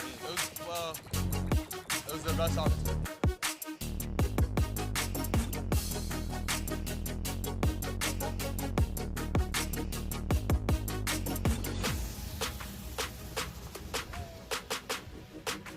We're back here as LoPro just showing the championship pedigree, Mo. Just absolutely dominating the entire last couple of minutes of that game. Yeah, I mean, you come away with the win, and a win's a win. You're happy about that. But I think there's a lot of things you need to work on, because I think if you translate that performance to the rest of the tournament, I think you can get beat by a team like Raw. Yeah. And so, like, there's little things, right? Like bringing pressure is that Micah's kryptonite, right? Yeah. Do we need to build in hots to routes and get the ball out early? He made a mistake, an uncharacteristic mistake there in the red zone. Can't keep doing that if you want to win this tournament. Yeah, I think the big thing that's shown to be an issue for LoPro is just the pressure on Micah. But the thing is, defensively, they've taken a step up from where they were yesterday. Yesterday, they were kind of getting torched on the back end. Today, you saw, even against Trilly, who has a really good passing attack with Rakowski, not really a problem for them now. But I'm interested to see what this next game is going to be, though, too. Raw Miami taking on Mississippi Heat. Heat already knocked off one of the favorites of this tournament. Can they go out here and do it again? What do you think? There is something to momentum in any tournament, right? We see it in March Madness every year. A team gets hot that you don't ordinarily think they will. Yeah. And Raw is your typical kind of 1 or 2 seed, all the talent. And so is there pressure with that built in? Everyone thinks you're going to win. There's another team that's coming in. No one expects much out of them. And so, I mean, look, I'm still going with Raw. I'm a Florida boy. They got KJ. I mean, Ty Hawkins. Yeah, Ty Hawkins. Ty Hawkins, who in my opinion is a top 2 or 3 quarterback in this tournament. Quarterback play is everything in a game like this.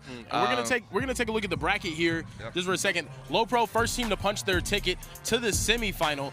Next we're gonna have Raw Miami taking on Heat, and then down below, Defcon Texas and Grand Elite. You know, my Texas boys. I'm gonna try to be as unbiased as possible, but I really want those guys to go far. And of course, EPS Blaze taking on Legends on that side with LoPro as well. What team do you think has the best run to the title here? I think if LoPro gets those things correctly, they've got a shot. I'm going LoPro Raw rematch from last year's final. That, you know, and LoPro won on the last play of the game too. Yeah. So I think there's kind of, I don't know if there's animosity or bad blood, but they've certainly played each other. They know each other, and I think they're the best 2 remaining teams. No, I do think they're the best 2 remaining teams. Obviously, Ty Hawkins, a really star, like just an absolute star at the quarterback position, and I think he's only going to show people today how special he is even more. Yesterday, he kind of had a bit of a rough start, but then as soon as he got going, man, it was just, they were on fire. Raw Miami's one of the best teams out here.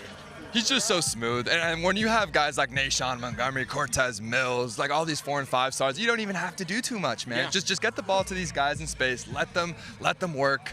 And so his job is made a little easier, but man, he's also can spin it, bro. He's got that baseball background. He's a shortstop out there, just catch and throw. Yeah, I see a bunch of people in the chat asking when are the Doughboys coming out. The Doughboys got blown out by 30, and they're done. They're done. But I was hoping, hey, look, Doughboys are going to show back up, hopefully in another tournament, and they're going to upset somebody. That's my bold prediction for the OT7 season. Doughboys are going to make an upset when people expect it the least. Hey, Joey can make it happen, you know? Like that last game, they could have pulled out. Yeah. They got a turnover late. They really could have. They put themselves in position to win these games. Yeah. They just don't finish them. But I don't know.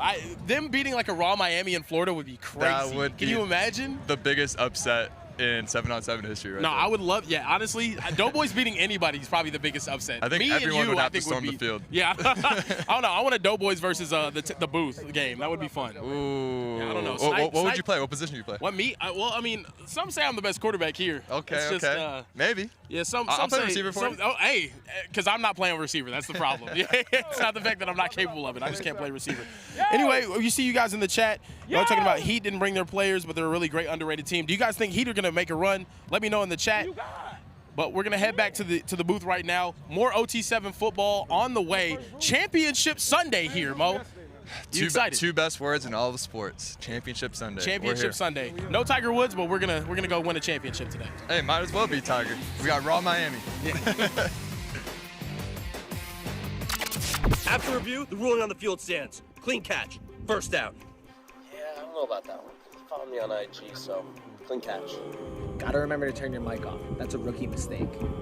Snickers, official chocolate of OT7.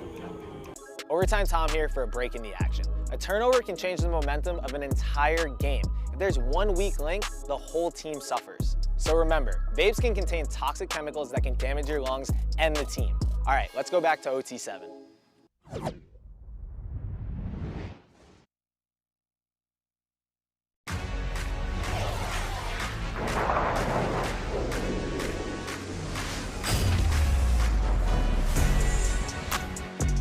And we are live in Dallas, Texas for day 2 of OT7 football. We have some of the best high school players from around the country competing for a championship today in bracket play.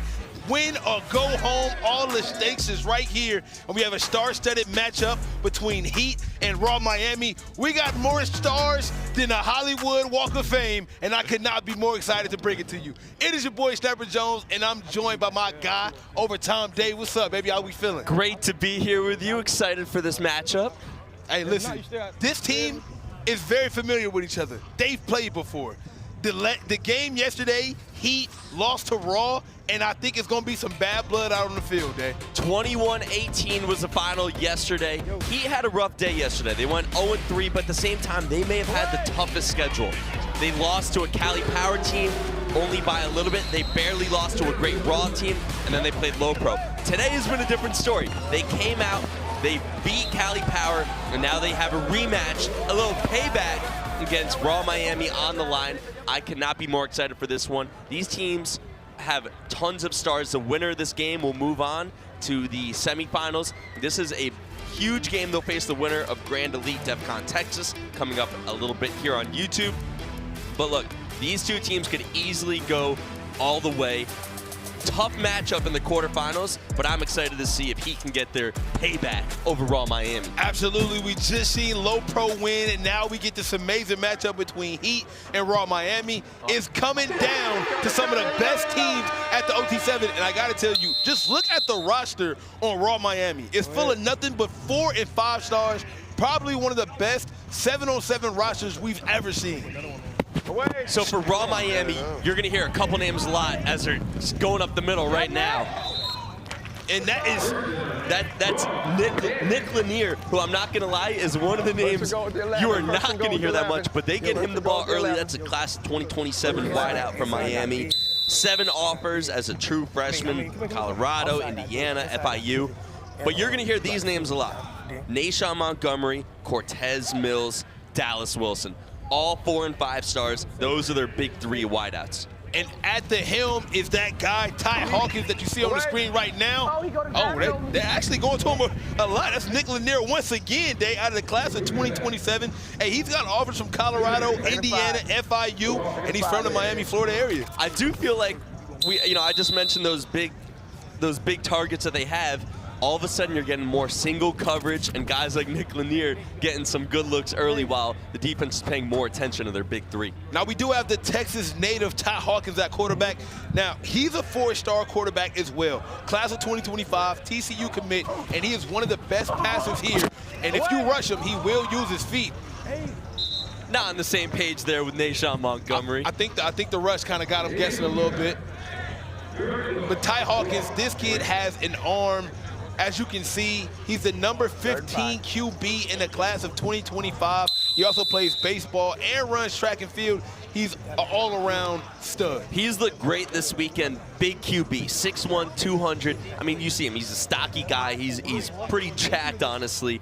4 stars, TCU commit from San Antonio.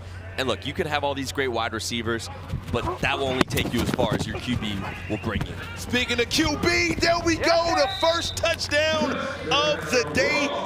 Cortez Mills. 4-star. He has opportunities to check out LSU, Clemson, Florida, 6'1", all of 170. In the words of Chris Brown, give me that. Give me that. 18 touchdowns last fall. He had a couple touchdowns yesterday during pool play here in Dallas, and he has looked unguardable here in Texas. Hey, hear me out on this, right? We got Ty Hawkins, jersey number 1, Cortez Mills, jersey number 1. That's a one-on-one connection right there. Come on, Sniper Jones. Come on, Jones. Come on, man. Talk to me. Now we get our first chance to check out Kamario Taylor, who has a rocket for an arm. We've seen him upset California Power. This kid is also a 4-star Mississippi State quarterback, and he has all the tools. Talk about a big quarterback as Ty Hawkins. This kid, Kamario Taylor, 6'4", 180. One of the biggest quarterbacks we have here. He led his high school to the Mississippi State Championship. 63 touchdowns this past year. Look, he is a great QB. He's got a lot of boom or bust potential. What I mean by that is he has a big arm. He makes a lot of big plays, but he can also sometimes be a little bit careless with the ball. So a big thing for them will be if they can limit the turnovers. We see a nice completion over the middle there. If they can limit the turnovers and just rely on his big playability, that'll be the key for Heat today. Absolutely. And that was Kingy with the reception as well. He has offers from Atlantis University. Atlantis University? Atlantis, the lost city. Interesting. I'm not going to lie. I hadn't heard of Atlanta. Isn't that in Nassau, Bahamas? In the words of the Notorious B.I.G., if you don't know, now you know. Atlantis University is on the map because of Kingy. We got Kamario under the snap. Third down, and he overthrew him. Receiver asking for a little hold there, Dave. I ain't seen that, did you? No, that looked fine. I would also say that was probably uncatchable, but Snap, we got a big 4th and 2 here. First down marker is always at the opposing 20, so this is kind of a big play in this game. You don't want to give the ball back to Raw Miami, down a score, and giving them the ball back. Absolutely. You know, we talked to Michael Eugenio last game. He said the nerves was kind of crazy. I can only imagine this nerve that's going through these quarterbacks. It's win or go home. You get no more second chances. I think it's very important that we understand the pressure that's going on through the minds of these quarterbacks and receivers. Every play matters here, Dave. Not only that, but we also have Spider-Man on the field. We have, how have we not talked about the fact that there is a wideout dressed as Spidey going over the middle of the field right now? Oh my goodness, almost picked off pass, incomplete. What a play. That is Jalen Waters, the 4-star DB from Sefner, Florida. Raw thinks he's one of the best DBs in his class. He's class of 2026. 4 stars for a reason. You see that pass break up there. Look at that hand placement. He timed it up perfectly to not get there too early. Turnover on downs. Raw Miami taking over. Now you're looking at a situation where you give a Ty Hawkins, who literally just had a touchdown with Cortez Mills, you give him a little bit of field advantage by him not starting on his own 10 and a little bit of momentum from just scoring. It could get ugly here, Dave. It could. This is a big possession in this game. You know, we haven't even said the names Nashawn Montgomery and Dallas Wilson yet. Yeah, that's a 4-star and a 5-star. So they're, you know, Heat's kind of behind the 8 ball right now. Absolutely. And now it's time for us to introduce our third member of the broadcast, our own AB, Adam Britterman. He got the perfect seat in the house. AB, what's up, man? What's going on down here? Hey, this is my first time on the field down here, Colin. It's a different vantage point down here, man. These players look pretty good. Just to let you know, if any terrible passes wind up going to pedestrians. AB will catch it with one hand with the mic in the other. Snipe, I've been telling you, I got the best hands on the field this week. I'll challenge anyone. Dallas Wilson, number 8 out here, man, I'll challenge him. Oregon commit. That is better hands. That's former 5-star Adam Brenneman to you, Sniper Jones. Former 5-star Penn State Adam Brenneman. Hey, Adam, if you're once a 5-star, are you always a 5-star, or after a couple years they start retracting stars away? I get a lot of hate because I say I was a 5-star, but I was a 5-star only on ESPN. 4-star on the others, but all you need is one, and you can claim it the rest of your life. All you need is one. How do you think Sniper and I got here? Sniper's like, all you need is a shot. Sniper's like, speak for yourself. Hey, man, I am a glorified half-a-star receiver. You got it, Nate? And I wear that with a badge of honor. Ty Hawkins with the ball. First and goal for another opportunity to put points on the board. Oh, almost. Hey, Nick Lanier is actually getting a lot of attempts right now. I think that, you know, Mississippi Heat is kind of focusing on the big 3, and they making other receivers beat them. And Nick is in the opportunity. You gotta come down with that catch. Nick Lanier said it's not the big 3. It's just the big me. I love that one. I love that one, Dave. Come on, man. Now we are at a 2nd and goal opportunity. Now we saw Dallas Wilson have a catch over the middle to start this drive off. Keep your eye on number 3, Nashawn Montgomery. He's in motion to your right now. He got a lot of red zone targets yesterday during pool play. In motion, now on the left side. And there it is. There it is. Oh, kind of overthrew him a little bit on that one, but the play was there. He got the separation. I was looking for my Tony Romo moment right there. Let's see what Tom and Adam had to say about that. Hey, Adam. What's up, man? I'm good. Everything good?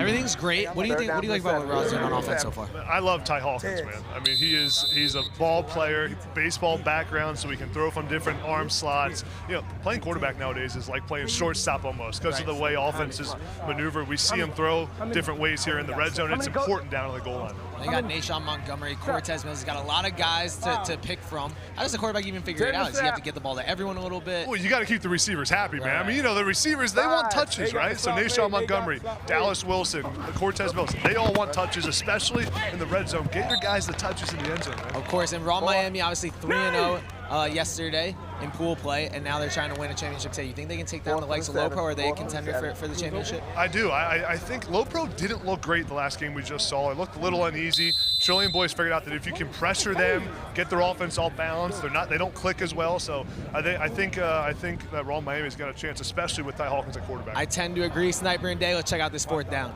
Hey, Tom agreeing anything about LoPro is actually shocking to me. And another touchdown on the board. Wow, Ty Hawkins with a rock. Donovan Alubode, 4-star wide receiver.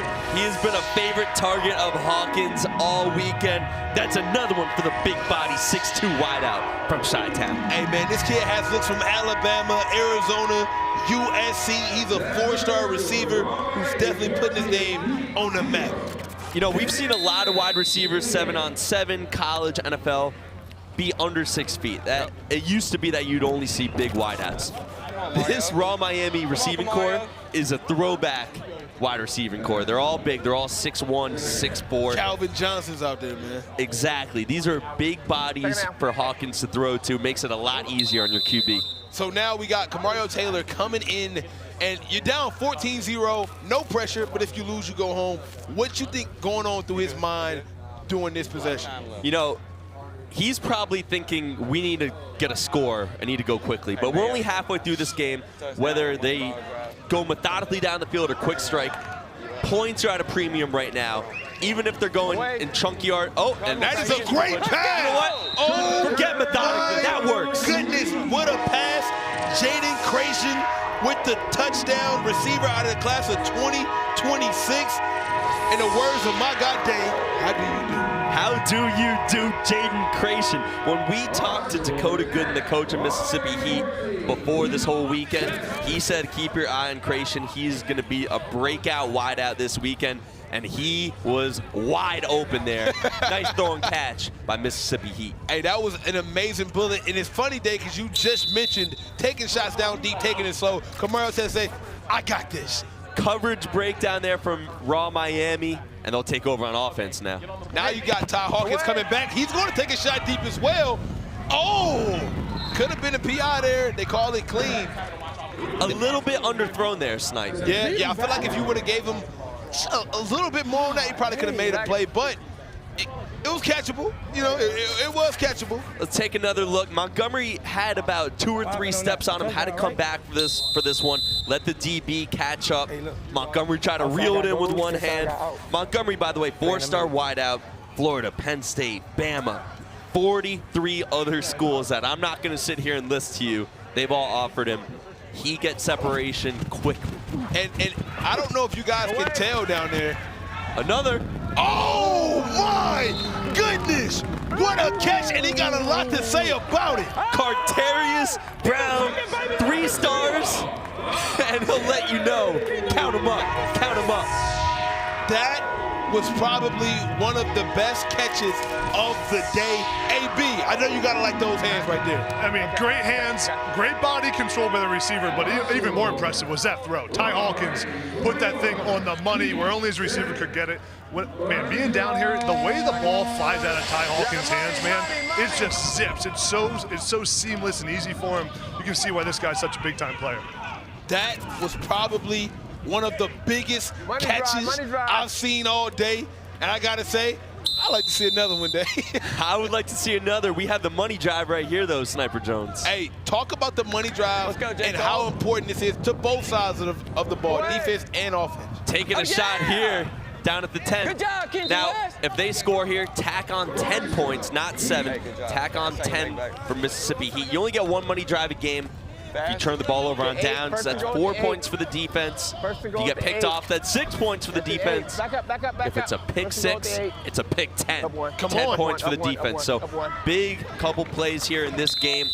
Mississippi Heat looking to cut their deficit to 4 right here. Absolutely. Now, do you agree with going for the money ball kind of early right now on the money drive? You got 7 minutes left. You call it early. I guess it don't matter. Adrian Wilson with the catch. Yo, Adrian, 4 stars. Great catch, great throw. You know what? I think that was a good time for the money drive. And Mississippi Heat were starting to feel, I don't want to say out of the game, but they were trading blows. Now they close the gap a little bit, put a little pressure on Raw Miami, make them feel a little uncomfortable. Right now, Raw Miami looks like they're playing in their backyard. They look real comfortable, inching a little bit closer. Let's make this a ball game here. Absolutely. Adrian Wilson is a 4-star receiver with looks from Oregon, TCU, Auburn, out of the Texas area. So he is playing in his backyard right now, Dave. Adrian wasn't here yesterday. That's a much needed, we see a catch crossing the 20. That's a much needed receiver from Mississippi Heat. Yesterday, Mississippi Heat didn't have any wideouts to catch multiple touchdowns. They really spread the ball out, but there wasn't one favorite target. And now you give them a guy like Adrian Wilson, a 4-star. That's a big addition today on Sunday. Absolutely, and that's probably why you see upsets like Heat beating a team like California Power, who came in with another stacked roster. And Coach Porter said, hey, man, you know, we haven't played that bad in a long time. But I think a lot of that had to do with these 4- and 5-star receivers. That boy fast. The breakaway speed. Nayshawn Montgomery with the shades. What do you think about wearing the shades on the football field? I like it, man. You know, when you're going for those deep balls and you got to look up and kind of watch the ball come back down to your hands and make sure the sun don't get your eyes, man. He can't dive. Let's see what the flag on the field is. We're going to get an illegal block. On the offense. On the offense here. Might be taking this one back a little bit, Dave. Still going to be a first down. Still a first down, though, but I think they'll back it up a little bit. Back it up. First and goal from the 18. Going to be first and goal from the 18. 10 yards. First and goal at the 18. Look. So we got a first and goal situation, 17-21. Raw Miami with the lead and the ball with a possibility to kind of put this game in a tough place, because if they score here, you know, he already used their money drive, so it's going to be tough for them to get back in the game. With under 5 minutes remaining, it is tough to come back down 2 possessions. And they'll need to stop too, so big couple plays here in this ball game. Ty Hawkins behind the snap, looks down the field. Takes a shot deep, and it's caught. That's Dallas Wilson. That's his 2nd catch of the game. So Dallas Wilson, Oregon commit, 5 stars from Tampa, Florida. This is a guy who blew up almost overnight. He was kind of unknown, and then he just took off, went from 0 to 5 real quick. He got an offer from Oregon. He committed that day. Hours later after the offer. Don't give him any time to take it away. Sign me up, okay? Sign me up. And Oregon has a great receiver in Dallas Wilson. Just yesterday, he made some of the most craziest catches I've seen, and I'm pretty sure we're going to see a lot more of that today. He's at the bottom of your screen right now. Oh, my goodness. What a find right there.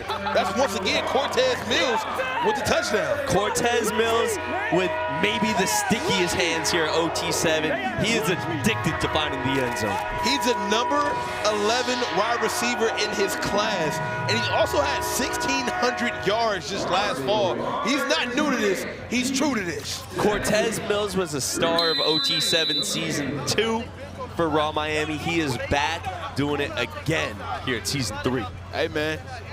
If you don't think I'm nice, I do it twice. Kamario Taylor bags up, takes another shot, and it's caught. That's a good pass right there. That's Kenzie West Jr., 3-star wideout, class of 2025 from Mississippi. Now, talking to Coach Dakota Gooden before the weekend, a lot of these guys from Mississippi, we don't see a lot of big-time stars come out of Mississippi, so a lot of these players feel like they have a chip on their shoulder. They're the underdogs. They have something to prove. They're not from a Texas, a Florida, a California, a Georgia. So really big opportunity here for a lot of these guys from Mississippi. Absolutely. Our own Overtime Tom has Ty Hawkins with him now. Tom, take it away. Hey, thank you, fellas. I am here with the quarterback for Raw Miami, Ty Hawkins. You guys are putting on a show out here. How are we feeling about the day so far? Feeling great. Feeling good going into the first game. Looking like we're going to win this one. And we're just feeling confident going into the rest of the day, trying to win the whole thing. And you seem insanely calm at all times. Is that just your vibe? You're just over-prepared? What goes on? What goes into that? Honestly, I'm really just a calm guy, but you know, I got confidence in my guys who made the plays, and confidence in the defense, and confidence in the coaches. So I think we're going to be all right. And you got a lot of great receivers out here. Talk to me about a couple of those guys that made some great plays today. Some of the top guys that you go for. My guy Carterius Brown right here. You know, went deep with him. Cortez Mills, Nate Shine, Dallas. All them guys, they're dogs, straight dogs on the offense. And obviously you're a TCU commit, one of the top 15 or 20 quarterbacks in the country. Do you feel underranked? Do you feel like you don't get enough love? What's going on? Underranked for sure. They ain't showing me no love. All right, man. Well, we're going to get back out there. Ty Hawkins, quarterback for Raw Miami. We'll let him get back to it. Back to you guys. You heard it there. I'm a 5-star, not a 4-star. How dare you put 4 stars on my name, man? That was Duke Johnson with the touchdown. And it's a 4-point game, but Snipe, it might be too little too late. Hey, man, the clock stops running at 1 minute. You never know what can happen here. The only chance that Heat has right now is possibly getting a pick 7. If Kamario Taylor just so happens to make an errant pass, Mississippi Heat do have an opportunity to take that pick to the house and give him a pick 7. They need some incompletions, get out of bounds, something to stop the clock. No timeouts here at OT7. Also, sacks do not stop the clock. So we'll see if Raw, it looks like they might do that here and just run it out. Just take the sack. Looks like Raw has learned a little bit. Yeah. That's good clock management, man. They're watching LoPro and they're like, oh, that's what you're But that supposed to do. friend who takes a knee in Madden, we hate that person. Come on, bro. In Madden? Nah, that's so. All right, guys, I gotta ask you now. I gotta ask you. We've watched Raw a bit. You got this from? Oh, we got Raw Miami owner over here, Jose Duasu, who's saying, "What, you stole that from LoPro?" Yeah, we lost in the national championship. Just sit on the ball. When you play FIFA, park the bus. The broadcast booth is saying we hate that guy who takes knees. We hate that guy. Well, I'm a Miami fan, so I need to take a knee here to win. I appreciate it. I appreciate it. It might not be the most exciting, but it will get the job done. I would have just took a shot down deep just cause, man. We're past the point differential point in the weekend. We are now in bracket play, and just take the dub and move on. Is anyone ready to take Raw over LoPro? No. Nope. Yeah, I don't think that's gonna change anytime soon at all. But there we have it, Raw with the victory over Mississippi Heat. What a game for Overtime Day, for Overtime Tom and AB. We will see you guys in the next one.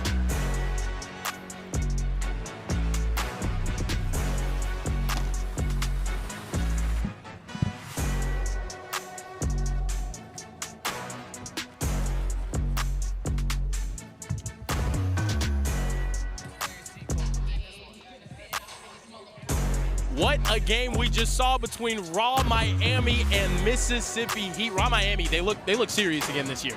Ty Hawkins is the real deal. Shows why they should be a real threat to win this championship, man. The TCU commit number 16 in the country. There's not 15 better quarterbacks than Ty Hawkins in the country. I just refuse to believe that. And he's got all the weapons, dude. Like, how many touchdowns did Cortez Mills and Nashawn score? Like, it was just straight up balls, the Miami swag. Dude, I love watching them play. We saw Carterius make one of the best catches we've seen this entire weekend, and he's probably ranked the 5th best receiver on their team. Like what? They have a super team. It's crazy that they have this much talent on the field. It's ridiculous. But up next, we have EPS Blaze taking on the Legends out of Tampa, Florida. What do you want to see in this matchup? Obviously, I think EPS Blaze, really solid quarterback play yesterday. Bit of a shaky first game for Jaden O'Neal against Doughboys. Yeah, you know, it's tough because, you know, Jaden, you know, you're playing the Doughboys, so there's everything that comes with that. Definitely going to step it up here with the defense you're facing. So we'll see, dude. I like him. There's a reason why Oklahoma and Florida State has offered him late. This dude has really risen up the quarterback boards. He's got a live arm. Ball just jumps out. I mean, I was standing behind him. Ball was whistling. Right? And so if he adds the coverage identification behind that, they're going to be a really dangerous force. The streets are saying that whenever I throw the football, it whistles too. So, you know what I mean? Some are saying that I have the strongest arm out here out of everybody. You know, I could get it 55, 60, maybe, yeah. We're going to take a look at the bracket, though, real quick. See what we've got next. Obviously, Raw Miami just punched their ticket to the semifinals. They're joining LoPro, their arch rival at this point. You know, Trilly out of there, so they have to have a new rival. Raw Miami's beefing with everybody. But right now, we got EPS Blaze and Legends trying to find out who's going to play against LoPro. Did either of these teams have a shot against LoPro? No. Yeah, I don't think so either. I'm not going to lie. I think it's LoPro's world and we're all living in it. It's going to take a Raw Miami to go out there and beat them. And then obviously after this game, we got Grand Elite and Defcon, Texas. My Texas boys out here to represent in the great Lone Star State. The best state for football, they're saying, no? That's not true. Bro, come on, bro. Stop with the guy. Hold on. You really think Texas has better football than Florida? 100% has better football than Florida, and definitely has better football than California. We don't have to, you know, all these private schools and whatnot. Chat, let me know out there, who do you think has the best high school football? Is it Texas? Is it Florida? Is it California? I'm picking the state with the most NFL players. I don't know about you. Well, let's look at the numbers. Who has the most D1 players every year? I mean, y'all have like 19 D1 schools in your state. Like, what are we talking about? Actually, Texas might, actually. Texas is a bigger state, though, so per capita. I mean, we're bigger in size. Y'all are bigger in population. We can have a whole debate about it. But right now, Florida and Louisiana are about to represent EPS Blaze, Tampa, the Legends. I mean, the Legends on the circuit, year after year, everyone says that they're one of the hottest teams, one of the best teams, and they've come to OT7 and kind of underperformed. Like, the word coming into this tournament, they were 20-1 in their last 20 games outside of this competition, and now we're seeing them come in. Are they going to be able to turn it around? I'm interested to see what happens. Hopefully the Legends make a run. What do you think happens in this game right here? Yeah, you know, they have the receiver talent. We saw Santonio yesterday. Like, the yak that this dude had, he made 4 guys miss, so it was really impressive. Yeah, I'm going with the Legends. I think they're going to win this game. We're heading right back to the booth for more OT7 football. Let's get it. Oh, yes, sir. End of the day.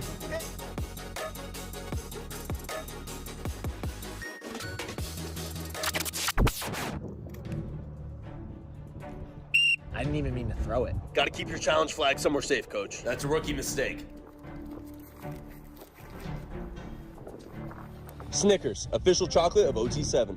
Overtime Tom here for a break in the action. A turnover can change the momentum of an entire game. If there's one weak link, the whole team suffers. So remember, vapes can contain toxic chemicals that can damage your lungs and the team. All right, let's go back to OT7.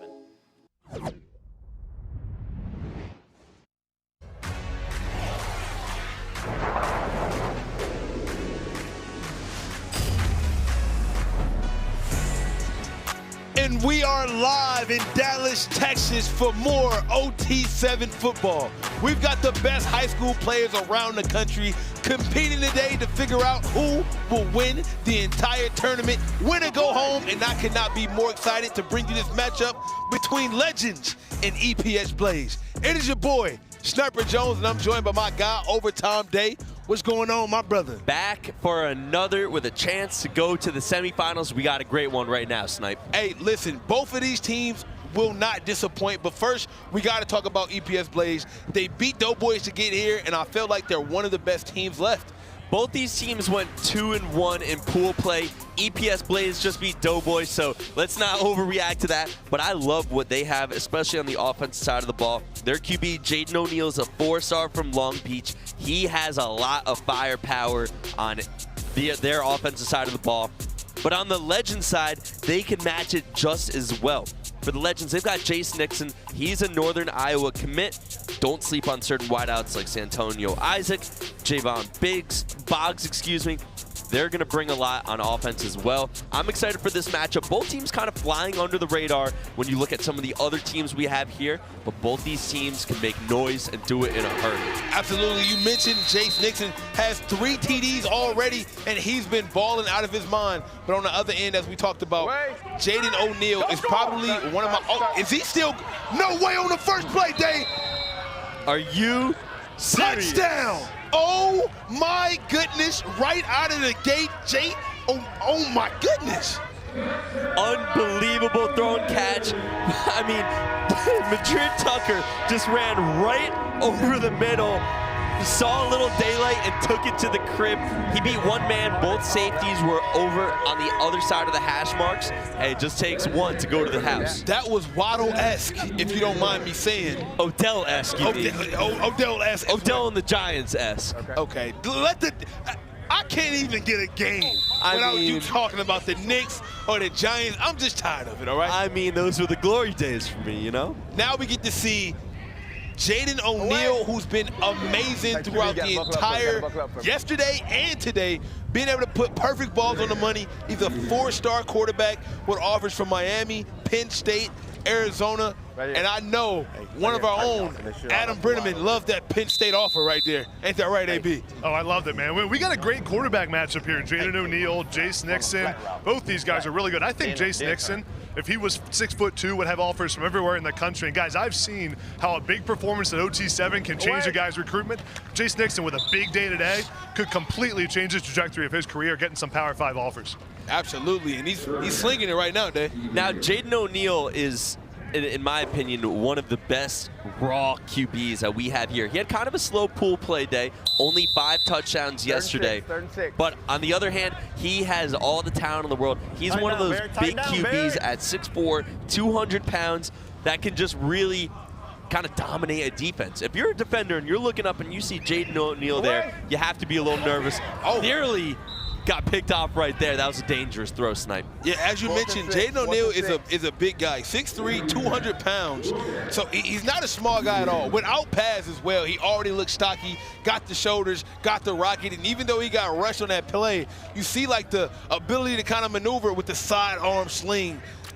I don't want to call it Pat Mahomes, but it was kind of Pat Mahomes-esque on the release of that pass. Hey, AB is in the huddle there. I wonder what they're doing here. Yeah, it's a big 4th down play here. I'm interested to see if the defense ends up bringing pressure again. It seemed to get Jaden O'Neal off track last time. And they do bring a rush, but it's too late. Has a receiver deep, and that is a touchdown. What a play, what a throw. Big time from the 4-star. Man, Jaden O'Neal. Daniel Berry with the catch. He may just be 5'9", but that speed doesn't matter how tall you are. He is from Austin, Texas, so he's playing with a lot of confidence being in his backyard in the class of 2026. And he runs a sub 440 snipe. Come on, bro, a 4.5. It looked like a 4.3 out there on that one. That was a straight go route right up the seam. Try to stop it if you can. And just like that, Jace Nixon comes back out firing. Hey, listen. This will be a shootout. I'm telling you right now. This will be a shootout. We see 2 quick touchdowns. Momentum and confidence is breeding on both sides of the ball. Do not be surprised if this happens to be a shootout. Last team with the ball wins. Justin Williams with the catch there. Yeah, defense looks a little bit optional. But that guy right there, Santonio Isaac, that's a guy that I had circled before this game. I mentioned him in the open. 3-star wideout, UCF commit. They need to get him going. He had a pretty good day yesterday. Him and Boggs had a combined 3 touchdowns. But if Legends want to go on a run, they're going to need number 1. Keep your eye on him. Right now, he is in the slot. And they're just moving the chains right now. There's been no stops at all. They've really been locked in. Jace Nixon with a lot of confidence right now. And Tom, our own Overtime Tom, has somebody with him. Tom, what you got down there? Hey, Snipe, I am down here with Bunchie Young, one of my favorite guys in all of OT7. Bunchie, you guys, you won a game earlier today. Now you're going the rest of the way. How are you feeling so far? We're feeling good. We just came out, we scored. We won against Doughboys. I think we're feeling good. Our energy's up. You know, we executing right now. I was pretty surprised you guys beat Doughboys. That's crazy. Nah, bro, they're weak. Yeah. We for sure gonna be Doughboys. Come on, man. Now, we've been watching you play for a while now, a bunch of years. Tell me what you worked on the most on your game. I know you're about to get in, but give me a real quick. You said what? What are some things that you've been working on with your game? Oh, my route running and my break plays. Awesome, man. All right, we'll let Bunchie get back to it. Appreciate you, bro. Back to you guys in the booth. Let EPS Blaze get after it. We just seen Jace Nixon throw a rocket of a slinger in there for a touchdown. Wow, what an arm he has, man.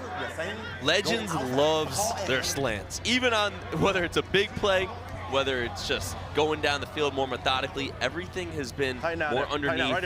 And Jace Nixon is on the money with these slants. Kind of reminds me of Tua a little bit. Okay, I'm not mad at that. I like that. I like the comparison, Tua. Yeah, because we got a lefty QB. I think he has a great three-step drop on these slants. As we see them taking a shot deep, Sniper. Oh! Couldn't come down with the interception. Man, that would have been big time right there, Dave. Hit the ground hard. I mean, that ball was in his hands. I'm not going to say he should have caught it, but he hit the ground really hard there. Yeah. But take another look. Had a chance to grab that. Would have been super impressive, but just wasn't able to come down with it. Guys, the EPS Blaze head coach is telling Jaden O'Neal, take the check down there, take what the defense gives you. Don't need to force the ball down the field every play. I mean, that's great advice. And I don't know, how do you feel, Day, about, you know, QB wearing the long sleeves, you know what I'm saying? All I'm going to say is it's not chilly out here. So wearing, going long sleeve in Texas, taking another shot. What check down?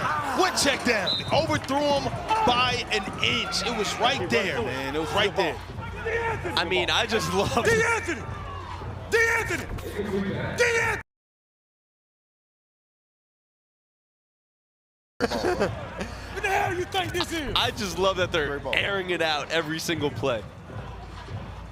This is Overtime Tom's favorite style of football. Nothing but just home run throws right now. Hail Mary after Hail Mary. I like Hail Marys, points, and coaches yelling. That's all I'm here for. Run with me. Jaden O'Neal at quarterback, as you guys see, 30 touchdowns in fall season. He has over 20 offers, and he's been one of the best quarterbacks in OT7 today. And this is the first time he's facing him at third and long right now, and takes another shot deep. Interception. I don't know if anybody was even near that ball. Who's that to? Now, look, we talked about this earlier in the game. As big of an arm as he has, he is a little bit turnover prone. That's kind of hurt them so far this weekend. Where as quickly as they can make the 40-yard strike and look unbeatable, sometimes they can hand it over to the other team as well. That was DJ Williams with the interception out of the class of 2026. He's got offers from Michigan and South Carolina out of the Tampa, Florida area. That was a big-time interception right there. Big-time interception. Now they get the ball back with the lead. I mean, a touchdown here, and they'll be in the driver's seat. Let's see, man. Jace Nixon looks down, easy completion, and he's still going. Oh, my goodness. We've seen some of the fastest receivers ever. Like, it's very hard to get yards after a catch here at OT7 because it's one-hand tag. Their ability to get 20 to 30 yards after every catch is crazy right now. We're on the other side of the field, and I thought for sure he would be touched down there, but we saw in the replay, skirted by. Turn the jets on. Yes. First and goal. Legends 14, EPS Blaze 7. They have a chance to go up 2 touchdowns here with this drive. Give it to him. Rolls out left, and just like that, that is a touchdown. Jace Nixon is looking unbeatable right now. Boggs once again. 4-star wideout from Florida, class of 2025. Georgia, Ohio State, UCF, number 24 wide receiver in his class. Snipe, he was committed to your Ohio State Buckeyes, and then he said, I'd like to reopen the doors. Hey, man, you know, I could be upset about that, or I could just let bygones be bygones. You know what I'm saying? Who wants to go to Ohio? Who wants to go to Cleveland? Hey, listen, man. Ohio State is one of the most prestigious. First of all, it's the Ohio State. Oh, excuse me. The Ohio Excuse State. me. You know what I'm saying? I'm surprised our own AB didn't decide to go to O State instead of Penn State. You know, it would have been a great idea. It wasn't even a hard decision. It wasn't even tough. Penn State over Ohio State. Now, we just got to beat Ohio State on the field at some point. Never gonna happen. Never gonna happen. Never gonna happen. Hey, B, you played in the Big Ten for a while. Who were the roughest road fans that you went up against? Iowa, man, Iowa was tough. I mean, because the field's right up there on top of you. Ohio State was tough. I was on the bench we played at Penn State at Ohio State. I wasn't playing because I was a freshman. The Ohio State fans were chirping me the whole time. You should have picked Ohio State. You're sitting the bench, running in 5-star. You're a bust. Newsflash. That was me, AB. That was me. He goes by the name of Sniper Jones. That was Sniper. That was me the whole time. First and 15. We got Jaden O'Neal back out here on the floor, but our own Overtime Tom has a Bob cam. Tom, take it away. Hey, fellas, I'm down here with Jace Nixon, but he's talking to Coach real quick. If we go X post, you have to. We got the idea. Go ahead. In on this. Hey, Jace. How you doing, man? You playing great out here? How we feeling on Championship Sunday? Doing good. Everything's clicking right now. And we were talking earlier, you're going to Northern Iowa, but you're from Tampa. How does that even happen? How do you end up in Northern Iowa? I just had a great relationship with Coach Trey Tinsley, and then I took my visit up there, and I loved everything about it, so I ended up committing. And being out here with a ton of 4 and 5 stars, all these big recruits, it seems like you're hanging with everyone. Is that something you expect? Are you surprised? How are you feeling about it? I'm just playing my game. You know, what happens, happens. I'm just doing what I do. All right, can we get a championship today? Oh, yeah. We get one. I appreciate it. Jace, my guy, I appreciate you. Back to you guys in the booth. A Northern Iowa commit is dominating OT7. That is the first time we've ever seen that, and it might be the last.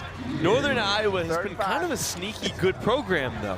Like, they're not Power 5. They're not Power 5. No, but they've been sneaky good.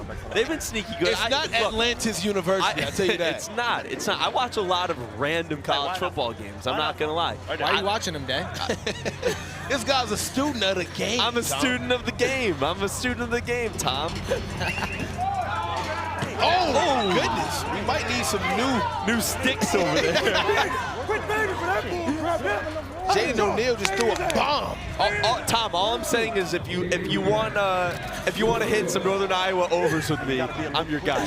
Guys, the Legends coaching staff is some of the funniest coaches I've ever heard. They are locked in on defense. Hey, man, it's a lot at stake for the people watching right now. It's win or go home. You got EPS Blaze, Legends. We get an opportunity to make this only a one-possession game. If Jaden O'Neal can somehow find the end zone, and he will be trying right now on his 4th and goal. This is the ball game, Snipe. I know there's 8 minutes left. This is a big play. Push it down. Push.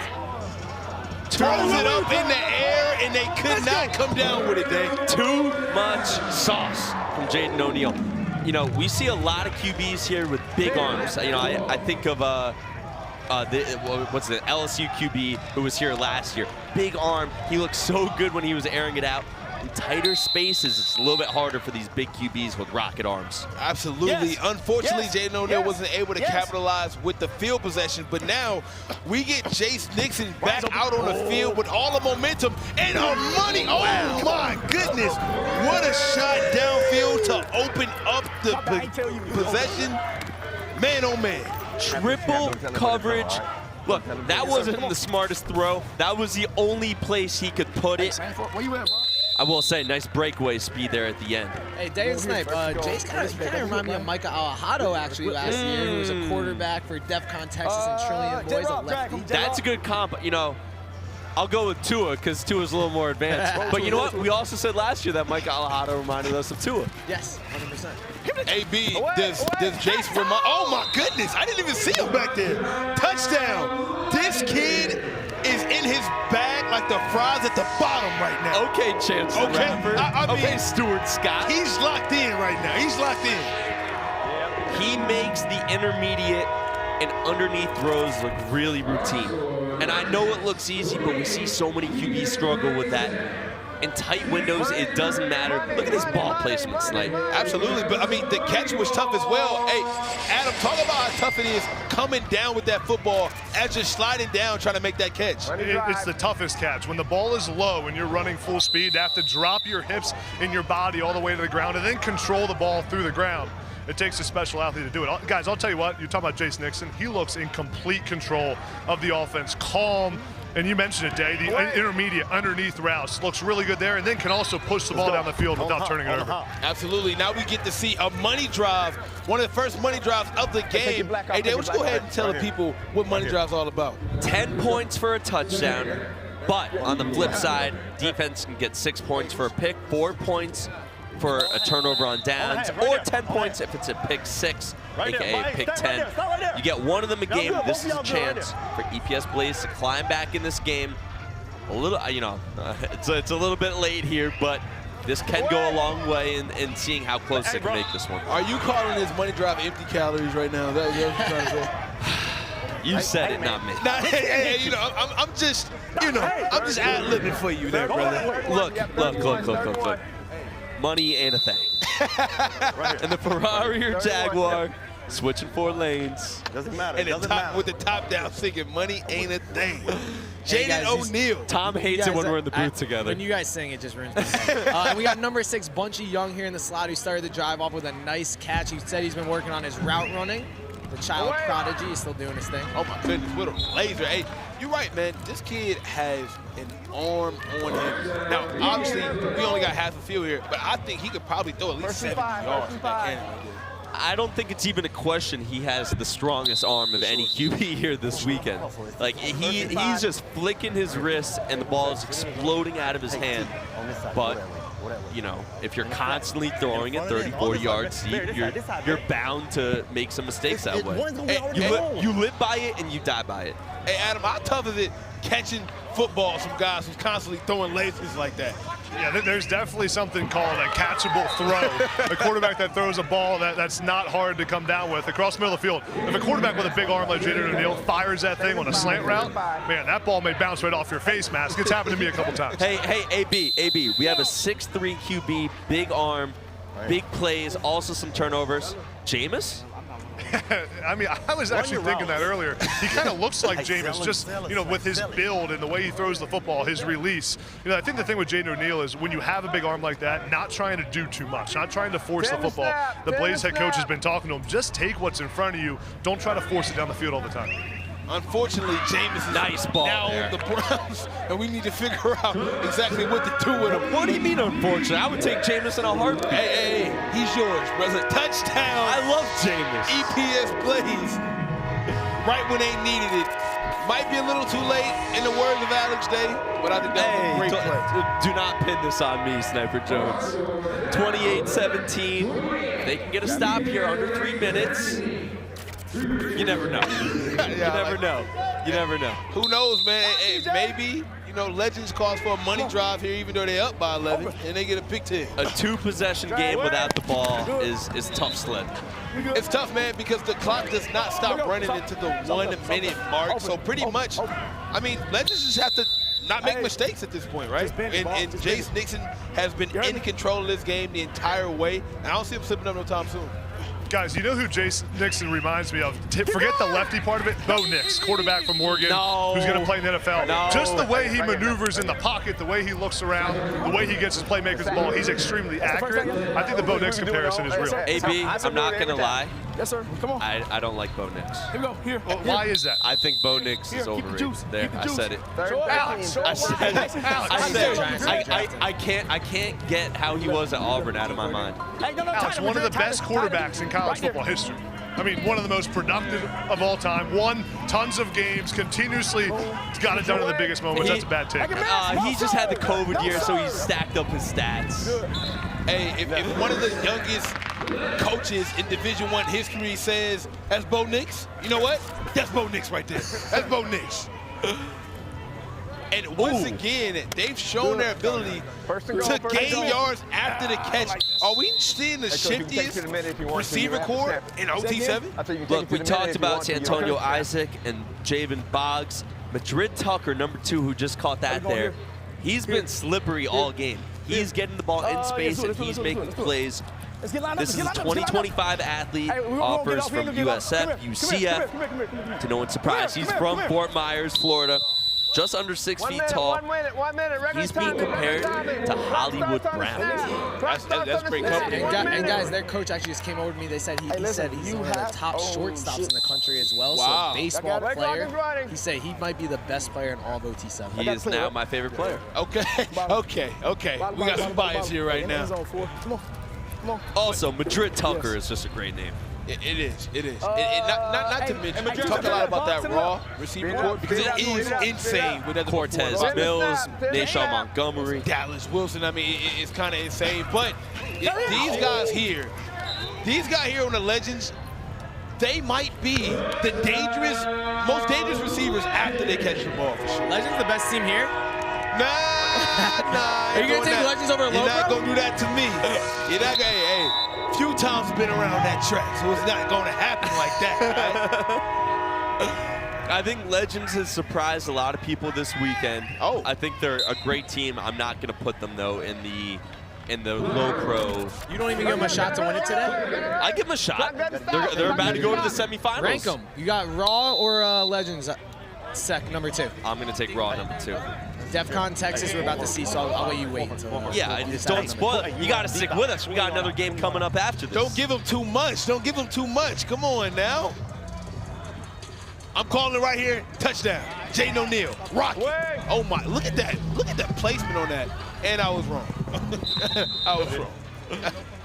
There we have it. Legends win at 35-17, putting EPS Blaze out of the bracket. Legends will move on to play some more football. And man, what a game. Jace Nixon put the world on notice. Unbelievable. 5 touchdowns here on the night. The Northern Iowa commit says he's back for some more. I'm excited to see the Legends play in the semifinals.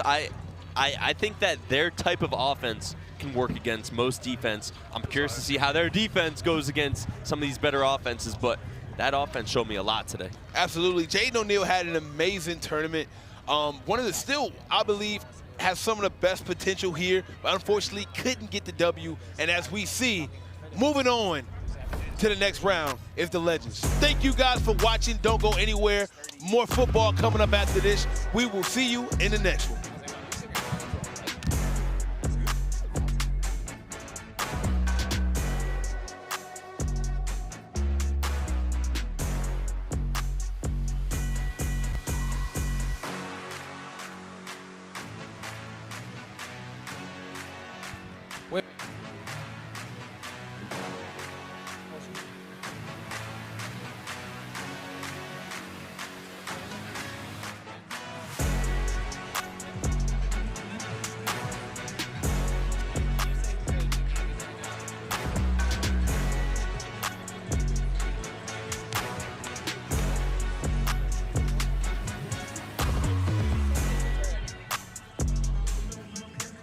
This is how we were originally.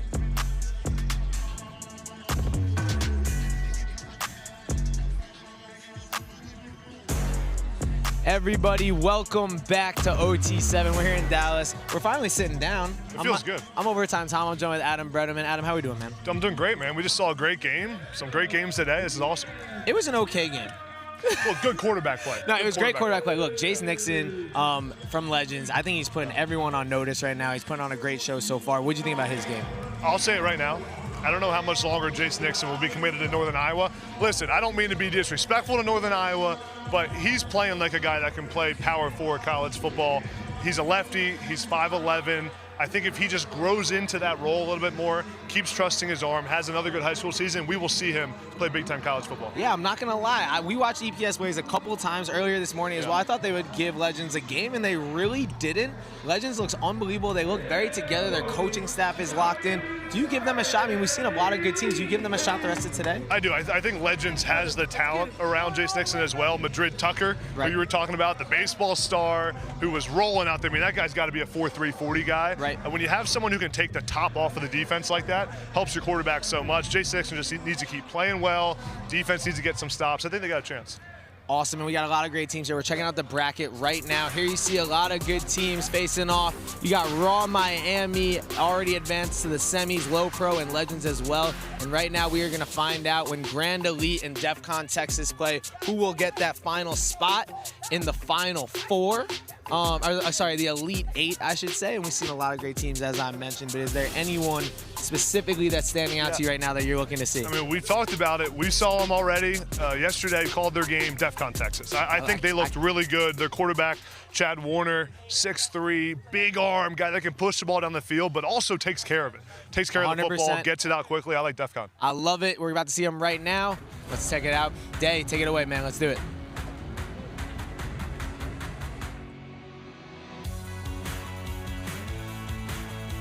All right, Joey, you're running a button hook, all right? Tommy, back quarter fade. Billy, you're gonna pump fake and then hit. Coach, you don't remember my name, do you? I got 12 touchdowns this year. That's a rookie mistake. You're gonna hit Nick. Nick, that's who you're gonna hit. Snickers, official chocolate of OT7. Overtime Tom here for a break in the action. A turnover can change the momentum of an entire game. If there's one weak link, the whole team suffers. So remember, vapes can contain toxic chemicals that can damage your lungs and the team. All right, let's go back to OT7.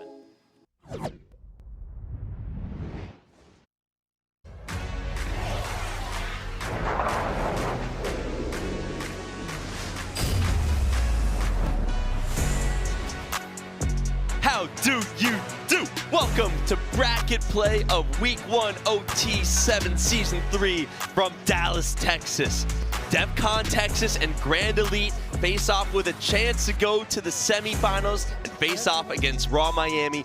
We have some of the best players in the country looking to not only put their name on the map, but rep their team and compete for an OT7 championship.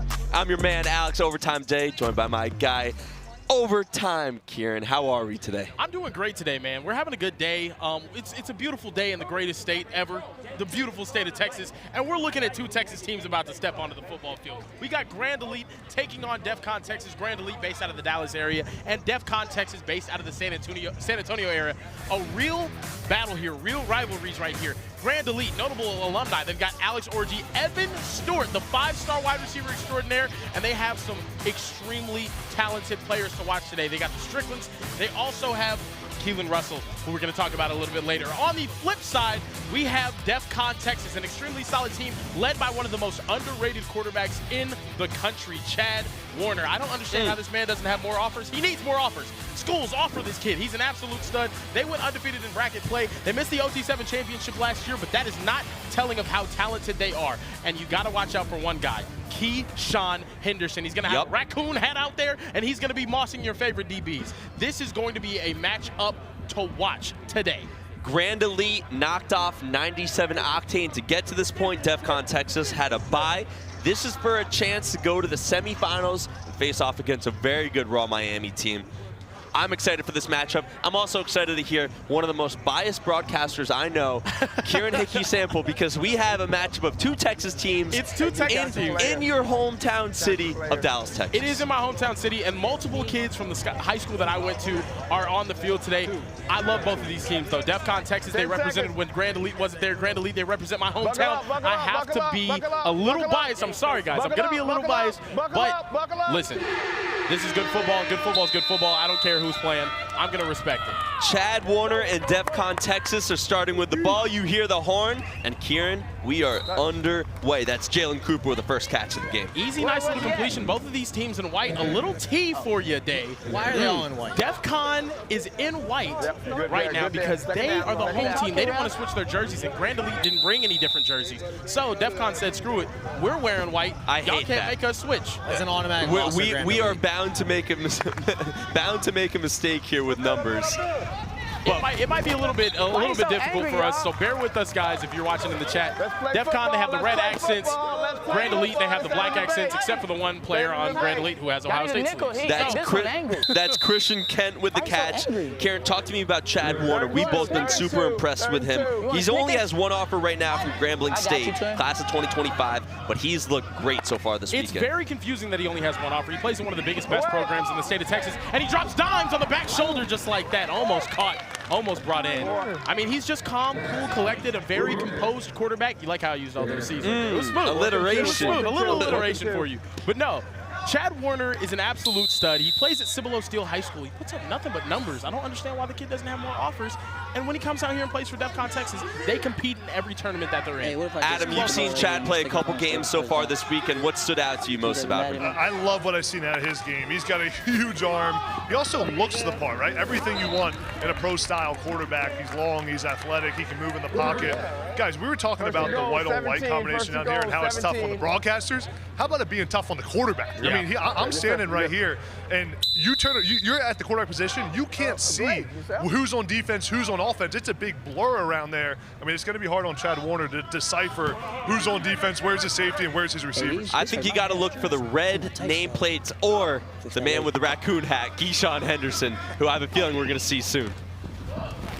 Another easy completion there for Chad Warner. He's just in rhythm right now. They're getting what they can get, taking what the defense is giving them, moving the ball down the field methodically. I'm a fan of this strategy rather than just bombing it deep. Now, if you look at both rosters, Grand Elite has more of the 4 and 3 stars. Neither team has 5 stars, but Defcon Texas has looked better so far this weekend, and if there's anything we know about 7-on-7 football, stars aren't everything. Stars aren't everything, but I will be honest with you. The only reason why a 5-star isn't named on the roster is because Ethan Booby Feaster just got done with his freshman year. What a throw and catch on the out, though. Touchdown, Defcon Texas. They just took their time and marched down the field. Marched right down the field, and Grand Elite is having a bunch of issues defensively this weekend. They just can't seem to figure it out.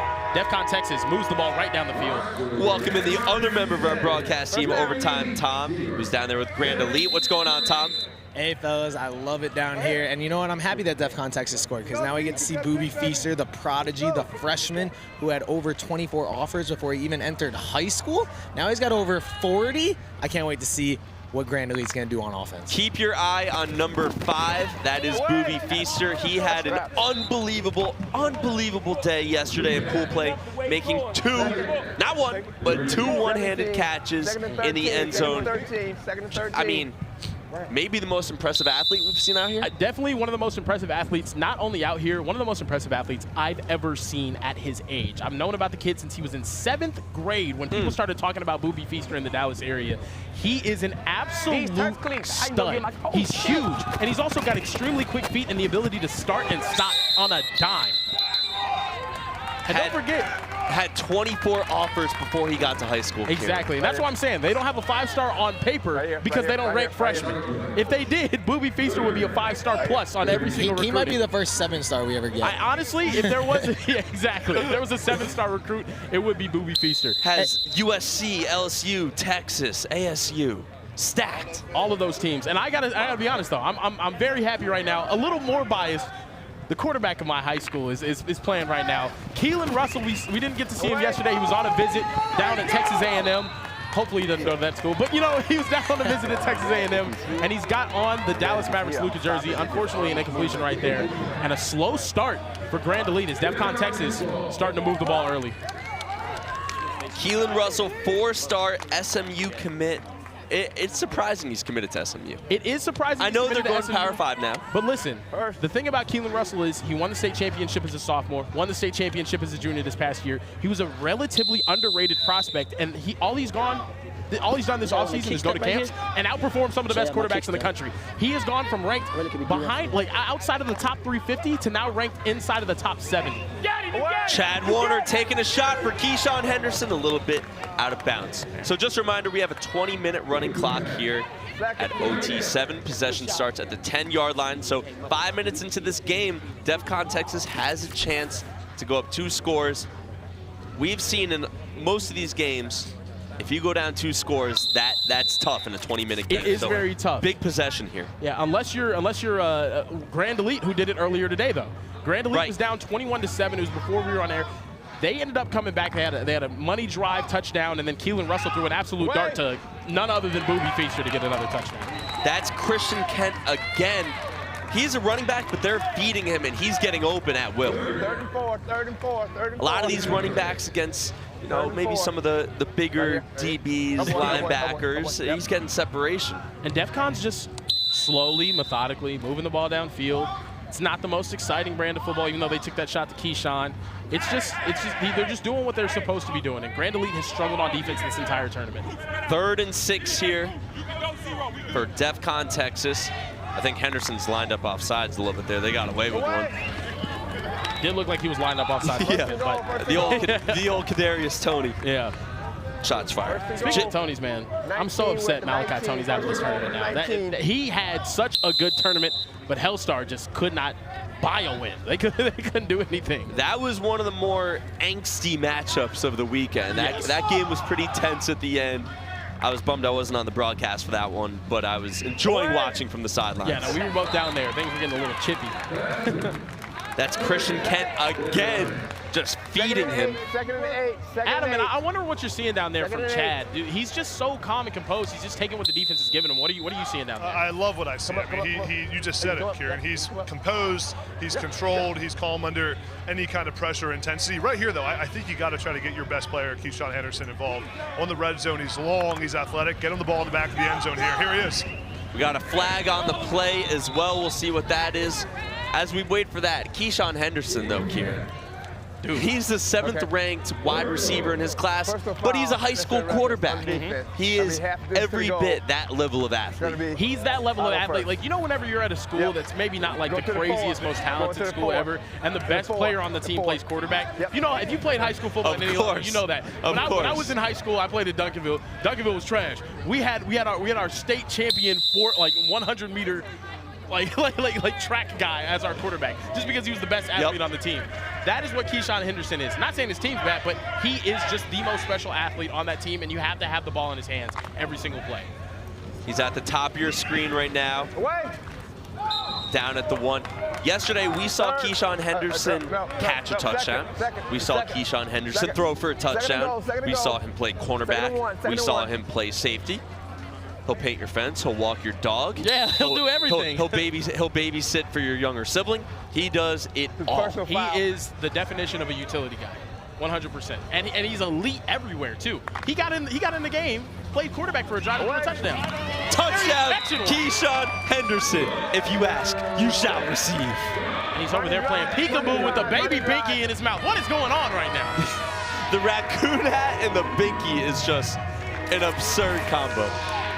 Look at this, just a nice little sits down, right over the top. Make sure he gets 2 feet in, because he's going to be an NFL player in the future. Chad Warner looks super composed in the pocket, and now they jump up to a 2-score lead, 9 minutes into this game. Grand Elite needs to score badly, and they're calling for their money drive. They're just slicing that defense up. You see all the offers that Keyshawn Henderson has, Michigan, Texas. You name your favorite school, Keyshawn Henderson's going to get an offer from them. Oh, no. Oh, no. What's the issue? Oh, no. Issue. With having the same color. Oh, no. Just threw a pick 6 to a player that he thought was on his team because they're wearing the same color. Tom, did you say that Grand Elite wanted to keep the jerseys or Defcon wanted to keep their jerseys? Defcon wanted to keep them. Well, Grand Elite doesn't have another jersey, so I blame them. So this worked into Defcon Texas's plan. Just to confirm, that is not a money ball, right? It is. It is. Tack on 10. That is our first pick 10 in OT's. Actually, sorry, our second pick 10 in OT7 history. Crazy. We had one yesterday. We didn't even get a chance to talk about the money drive rules because that was the first play. 10 points for a touchdown, 10 points for the defense if it's a pick 7. Then, of course, 6 points for a pick, 4 points for a defensive stop. This game is over, ladies and gentlemen. 24-0, Defcon Texas, and everything is going their way right now. And they are talking to Booby Feaster after that play right there that just went through his hands. And he pushed off. Keelan Russell, And he pushed off. so talented of a quarterback, but yeah, that type of mistake, you gotta feel for him. That's tough. The fact that it's 24-0 and Booby Feaster hasn't touched the ball yet is insane. Yeah, that was crazy. Grand Elite, you gotta come with more jerseys, brother. I'm sorry. You gotta have 2. Oh, and another drop here for Grand Elite. They are just falling apart right now, as it seems. 3rd and 20. Defcon Texas is holding up signs on, Adam, I see Keelan laughing down there. What's going on? I think it's hard to tell who's on offense and who's on defense. It seems to be some miscommunication between this Grand Elite this Grand Elite offense here. Tom standing by with the other QB, Chad Warner, right now. Tom? Hey, fellas, you are right. I'm down here with Chad Warner, who's having a lot of fun on the sidelines. How you feel about Defcon Texas playing? You know, we're playing good. Usually we start off slow, and we came out hot today, so that's good, because you can't start off slow against a good team. So I'm glad we're playing at our best right now. We just got to keep going. Obviously, year 2 for you in OT7. What have you kind of worked on? What do you think you've gotten better in the past couple years? Last year we were a little young, you know, so then this is like our last year, so we kind of like put everything together and we're starting to come together as a team. Obviously, you got a top receiver, Keyshawn Henderson, who you find a lot. Talk to me about his game a little bit. He's a dog, you know, he's a great person to throw to. He goes up and gets everything. He's a great receiver. Assuming you win this game, you guys will face off against Raw Miami. What's that matchup going to be? A glorious series we can expect? It's always a battle we played in. We played them twice already. You know, we luckily get the dubs twice.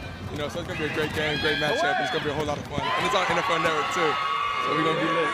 I think he's got another pick. You're getting back out there. Chad Warner, quarterback, Defcon Texas. We'll let you get to it. Appreciate you, bro. Back to you guys. Man, Chad Warner very media trained as Defcon Texas gets another turnover. And this is an absolute rout right now. Keelan Russell. You get one. Oh my goodness. Tough. Coach is out there screaming, you get one, you get one, everybody gets one. Kieran, he did stare down his man the whole way there. You have to. He might, if you come off a read, you might have to look at someone else and then throw to the wrong opponent the next time. So, I don't know. I think coming off a read, having the same jerseys is a little bit hard, but at the same time, I just think Defcon Texas is outplaying them through and through. They seem ready to play this matchup. I don't think Grand Elite has woken up yet. First and one. Now, I believe we have the other QB for Defcon Texas, Seth Schuler, in right now. Class of 2027 from San Antonio. Had 30 touchdowns as a freshman. Another big guy, 6'3", 200. He's class of 2027, so we'll see what Schuler has. Chad Warner looks like we'll see him in the semifinals. Oh yeah, get money. Yeah, Chad Warner's got the day off at this point. I think he deserves it. He just went out there, showed him some stuff. You know, hide the film. Don't let any other teams think. Don't let the other teams know what's going on. That's a 4-second sack reminder. You have 4 seconds to get rid of the ball. Hold up, Chad's playing center right now. Yep. You have 2 seconds until the defense can rush. It's our first 4-second sack of the game against Defcon. Hey guys, I think the other thing that makes this Defcon offense so good, we talked about Keyshawn Henderson a bunch. How about Jalen Cooper and Jalen Baker? I mean, to have multiple guys on this offense that they can go to downfield, that Chad Warner can look to, especially when Henderson gets double covered, which is definitely going to be happening in the semifinals. To have other guys to distribute the ball to is huge. 100%, and there it is again. That's Peyton Matthews, Kieran. Oh my goodness. His nickname? Quattro. I like that. We have a Cinco out here. We have a Quattro out here. I'm guessing he's number 4. Yeah, I would assume. I would assume. He's not number 4, actually. But 22. 2 plays. Add him up. 4. There it is. Add him up. Quattro. You get Quattro. Some 22.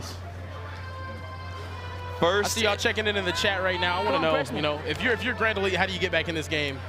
I think you don't. I think you don't. Chat, who do you think is going to win in the semis, though? Oh my throw goodness. and catch. Touchdown. Defcon Texas. Oh, man. Not on defense. Wow. And Grand Elite just getting the business right now from Defcon Texas. Let's look at this replay. Beautiful throw by Seth Schuler. On his head top, Jermaine Bishop from Willis, Texas, with love. His cousin was a Heisman runner-up back in the 90s. You know that? Of course I knew that. These kids, man. Of course. They got the pedigree, man. I know all about Kansas State football from the 90s. This is crazy. No Mavs jersey now for Keelan Russell. All business, and he fires one over the middle for a first down. Yeah, allergies are attacking my co-host Alex Day here. Sorry, we got. I'm drowning in allergies right now. Show goes on. Show goes on. No excuses. Yeah, Keelan Russell went straight to business, taking the Mavs jersey off. You got to get a point here, man. You can't get shut out. Not on your home turf. Over the Russell middle over the middle. There we go. Back to back. Touchdown, Grand Elite. They are on the board. This is like the Chris Paul hits 3 to cut it to a 39-point game. Bang! It's a 3. And the Suns cut the lead to 39. So touchdown there by Quentin Brown, 3-star in the class of 2025 from Fort Worth, Oregon State, Boise State, Pitt.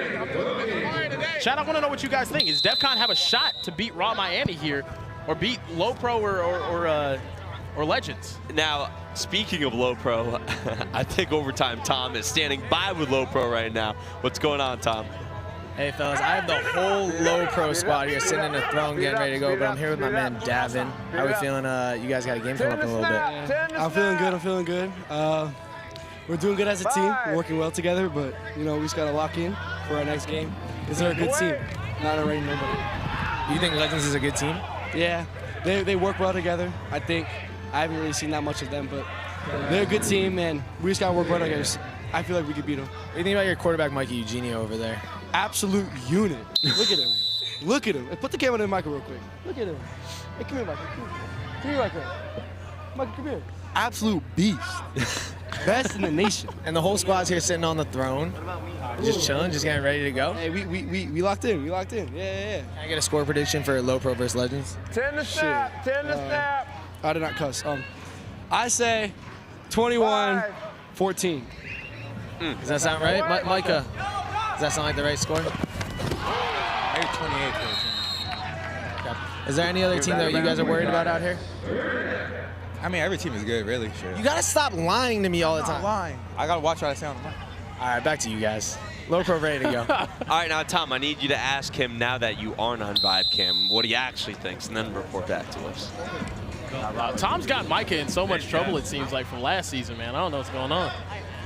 Look at just how calm LoPro is, though. They're such a championship caliber squad. They're walking by right now. You can tell they've been winning a lot, too, because these jerseys are much nicer than they came to OT7 Season 1 with. I feel like other teams are hyping themselves up, all these serious faces trying to get themselves going for this matchup, and they're just like, we know we're going to win.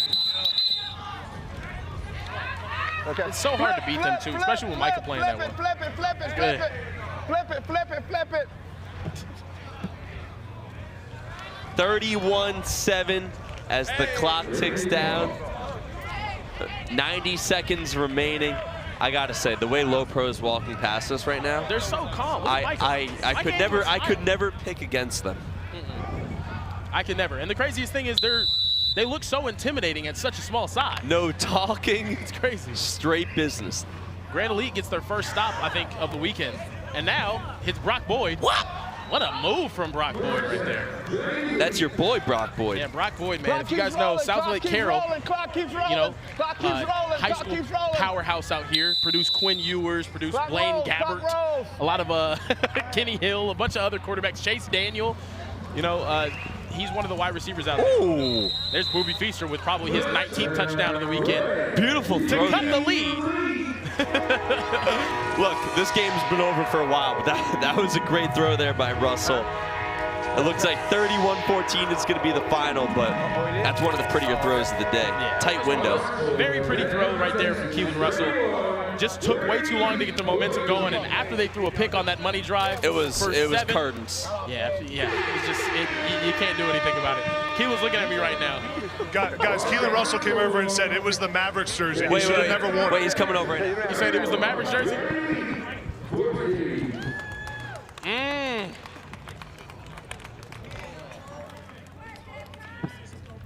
Booby and Keelan coming over saying right now that they said Wait, so you guys have other jerseys too, or you don't? You only have one? Yeah. Because they thought it was bad luck since yesterday. So we had to do 2 people. I'm like, okay. And then I took off the Mavs jersey. I really blame that on Tough. He said the Mavs jersey gave him bad luck. It's okay. The Mavs going to win a championship this year. 31-14 is your final. Do not go anywhere. Semifinals coming up next. You're not going to want to miss this. Stick with us for Kieran Day, AB. I'm Overtime Day. Don't go anywhere.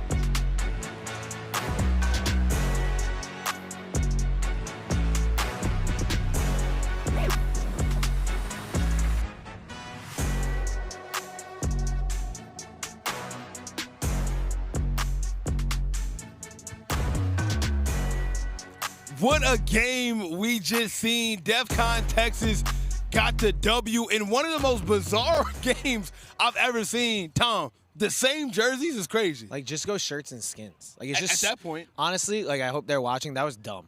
That was so dumb. Like, Grand Elite, like, bring a second pair of jerseys, first of all. I like Defcon Texas's mode of just like, hey, we're the higher seed, like, we're wearing white. But just go shirts and skins. No numbers. We just let it rock.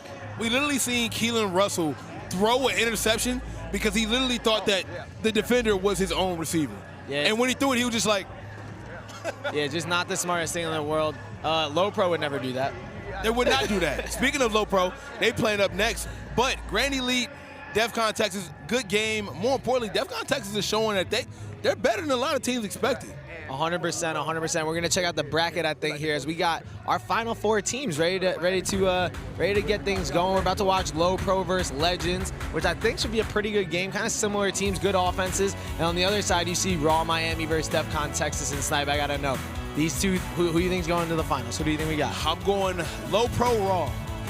LoPro Raw. I think it's safe to say. I just think that the receiving core that Raw has with Nation, with Dallas, I mean, it is absolutely insane. But we got more football coming up after this. Don't go nowhere. More OT7.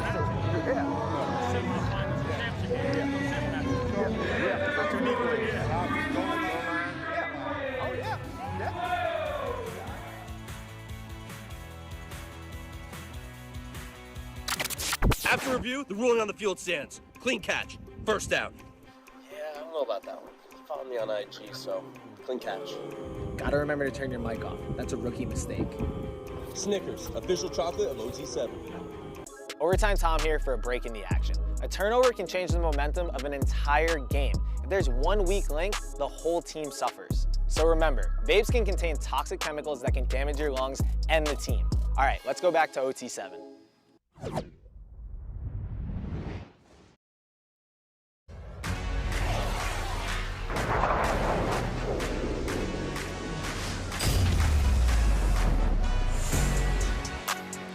The semifinals are here. Welcome to OT7 Week 1, Season 3, live from Dallas, Texas. We have LoPro and the Legends with a chance to go to the finals and play on NFL Network. But first, they have to see who's gonna win this one. We've got the best high school players in the nation, looking to not only put their name on the map, but compete for an OT7 championship. I'm your man, Alex Day, joined by Care Bear Kieran. How we doing? I'm doing great, man. It's another day in the most beautiful city in the whole world, and we're watching football, the greatest sport that God ever created. Let's check out the bracket to see how we got here. We've had a great day of not only pool play yesterday, but a great bracket today, Kieran. 100%. I mean, we've seen upsets already today. We've seen elite close competition, and we've seen some absolute blowouts like we just saw on the field last game. But right now, we've got LoPro taking on the Legends in the semifinal. We've got Raw and Defcon Texas on the other side. LoPro, obviously, defending OT7 champions. They have not lost an OT7 competition in 2 years.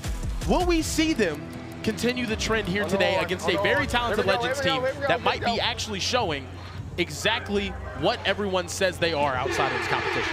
Micah, Eugenio, and LoPro will start with the ball. There's a chance to play on TV right now. Man. You gotta turn up. For the You're gonna be on NFL Network. For the semifinals, we have a 30-minute running clock, a little bit more action here. And let's get it going. Titan. That man, Titan Lakaden. Or Lakaden, rather. So LoPro has not lost since their first game of OT7 Season 2. You know the story by now. Cinderella story that is now the favorite. They have come a long way since OT7 Season 1. Ain't no Cinderella no more, bro. These are the New England Patriots in the damn OT7. They're looking unbeatable. Kinda. What a... Dude, I said it yesterday. This kid right here, kinda, number 25, is probably the most underrated player at these competitions. Probably the most underrated player in the country. He is all of 5'0", but he has incredible ball skills. He can play both sides of the ball, incredible hands, and he's a great DB as well. Now, you said the New England Patriots. I actually am going to say the Kansas City Chiefs. Because, that's very true. Because I kind of find myself rooting for the Chiefs sometimes. I kind of find myself rooting for LoPro sometimes. These guys are hard to dislike. They're humble, and they will just It will just beat your favorite DBs in the nation.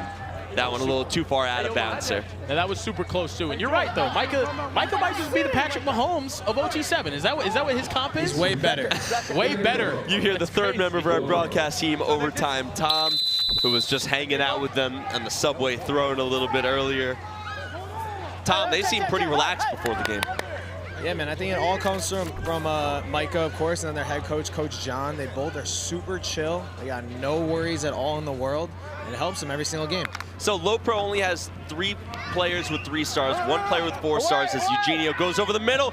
Touchdown, LoPro, early lead for the favorites. Easy money. And honestly, I think the best defensive team we saw out here this whole weekend, LoPro just beat them. Trilly, I don't know what they've done in the offseason or what Stupid was planning, but they figured out their defense, and LoPro was still capable of getting downfield, and right now it just looks too easy for Mikey Eugenio and company. Titan Lackadin with the touchdown, 3-star in the class of 2025 from Honolulu. He is going to be staying home and going to Hawaii, but Kieran, we know LoPro is going to score a lot. Goodness gracious. They had 3 wide open people on that play. We just saw a replay of Kaina just winning on his route so easily. It's going to be interesting to see what happens on this side of the ball, though, with Legends on offense.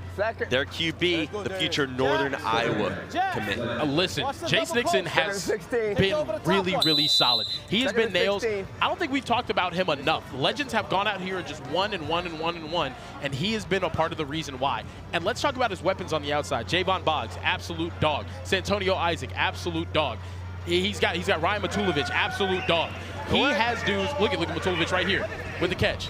These guys are going to give them a chance to compete with anybody, and I know for a fact they want Raw in that championship game. They are dying to play against Raw Miami. They are dying to compete against the team that was fighting for all of these players.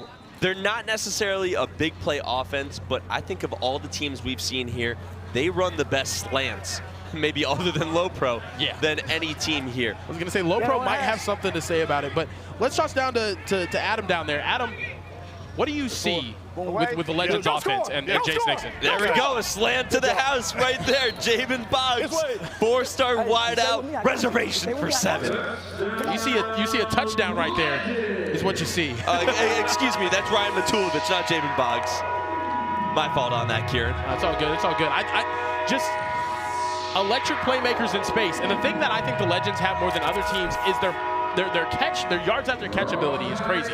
We saw Santonio Isaac crib his first catch yesterday. Ryan Matulovic turn on the burners right there. This is a dude that played against Charles Lester in high school. Yep. Had to practice against one of the best guys in the country, now at Florida State. They have guys that are capable of making plays after the catch, and LoPro's going to have to show they can defend that. Kieran, what's even crazier is their best wide receiver in the quarterfinal game was Madrid Tucker. You haven't even said his name yet. And he probably runs a 4.3. He runs a sub 4.5 40. He's a great shortstop, super athletic. The yards after the catch is crazy for this Legends offense. But back to work here for LoPro. They get things going with a 10-yard game. It's so easy right there to Jordan who you can't run number the fly and a slant. Second and 8. Second and 8. The coach over there just screaming. I'll be next to the Legends defensive coordinator all day. He is locked in. No, I think that's the thing that we hear from everybody, though. Everyone thinks, oh, these guys at LoPro can't run anything other than a slant or an arrow or a dig. Maybe a dig. Like they don't think they can run anything downfield, but you keep playing around, you'll find out that Micah can dial it in on a 9 route. That's Jaden Williams, 2026 wideout. That's going to be a first down right there. I thought he might have got touched on the sideline. I did too. It seems like he made it all the way through. Crosses the 20. It'll bring up a 1st and goal from inside 25 minutes into game action here, the semifinals. You got it, Black. So our next 2 games, Kieran, are going to be on NFL Network starting at 4 p.m. Eastern. That'll be the other semifinals game and then the winner of this game. I'm so excited for those. So excited. I mean, semifinal action is when it really gets cooking. And Mikey Eugenio looks like he's cooking so far early, too. A little too strong there. Was a little bit too strong. Tried to go for the back shoulder there. Just a little bit over, but I kind of like the ball placement there, too. It's my guy or it's going to be nobody's guy. Take another look. You got to do the extra. You don't have to do the extra. Do our thing. Hold up. Look at it. I'm curious, though, Adam. You're a big ball. Or I'm curious, though, Adam. You're a big ball guy. You know what I mean? How do you defend this LoPro offense? It's tough. I think you got to bring pressure on Micah Eugenio. It's the only time we've seen him be a little uncomfortable today was when Trillian, you mentioned it, Kieran, was bringing pressure when he holds the ball a little bit long. When he gets it out of his hand quickly, this offense is lethal. What?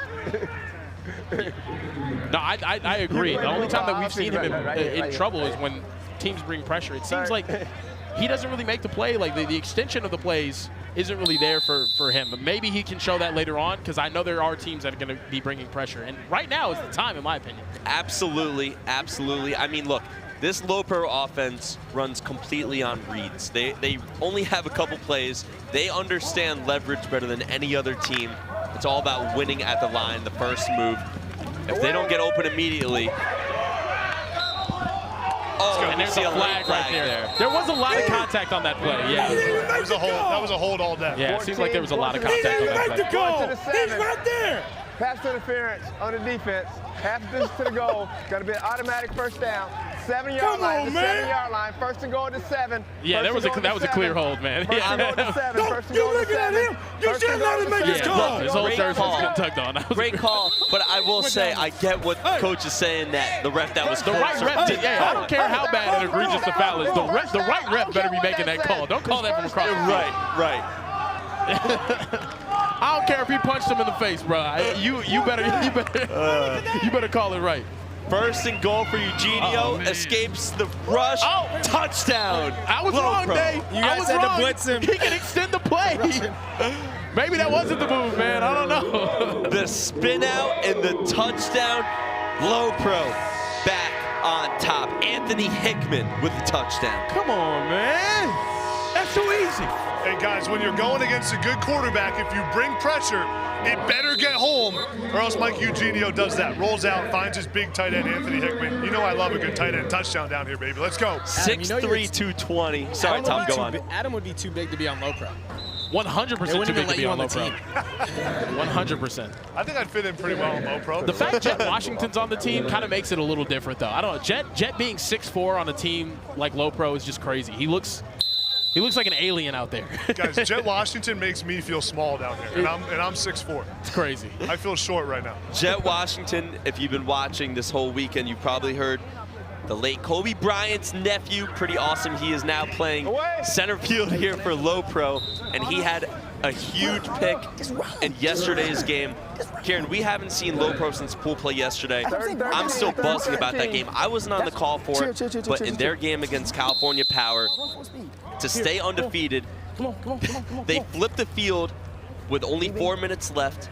They get the stop, they get the ball back, they get the touchdown, they get the 1-point gamble to take the lead, and then they get the interception by Jet Washington to seal it. No, 100. It was a crazy elevation, though, too, from Jet Washington. He's got, I mean, all the offers on the West Coast that you can get. He's an absolute stud playing out of Vegas. And I cut on his basketball film yesterday. Dear Lord. He's an absolute bucket on the court as well. I'm not even sure if football's his sport, man. Hey, I would love to see him at OTE. RWE could have used him to seal up that championship this year, that's for sure. In high school, he plays both offense and defense. Here with LoPro, he only plays defense. And they have him really playing safety, not corner. See Jace finding his guy over the middle. Was that still a catch? I think that's a catch. Boys, that's a catch. That's a catch. A catch and a defensive pass interference going to be called. Wow. What a catch. He held on to that. The ball was bobbling around, but it never hit the ground. Absolute laser from Jace there. Take another look. Hey, they're going to decline it. Come here. Holding on defense. A penalty decline. Oh, the ball's like bouncing. No, I think that's a catch. I don't know. Let's see. Look, the ball's bobbling around right there, and he catches it off his ankle. Yeah, that's a catch. Hold it. I think that's a catch. Walking it up. That's whatever was called on the field. Yeah. It was a catch, guys. Come on, it was a catch. I saw a great vantage point down here, controlled it through the ground. Okay. You heard AP. You heard AP. Not a bobble in the world, not a bobble in sight. I'm the replay official now. Gotcha. I'm the captain now. First and goal from inside the 20. Jace Nixon. Jace Nixon, the left-handed quarterback, man. I'll be honest. It's very not aesthetically pleasing to watch a left-handed quarterback throw a football. he makes it look very smooth. Absolutely. I compared him in the quarterfinals game, especially with how well he throws these slants with his 3-step drop. I compared him to Tua, and of course that's partially because he's a lefty. Yeah. But I always think Tua throws a great slant. You see him do that in Miami with Tyreek, with Waddle. Here it is again. Oh. Tyreek Hill would be so good at OT7. That's going to be 4 right there. They need him on the Olympic team, Tom. I mean, Tyreek Hill and OT7. Tyreek Hill would be an absolute problem. I don't know if he would make LoPro's roster.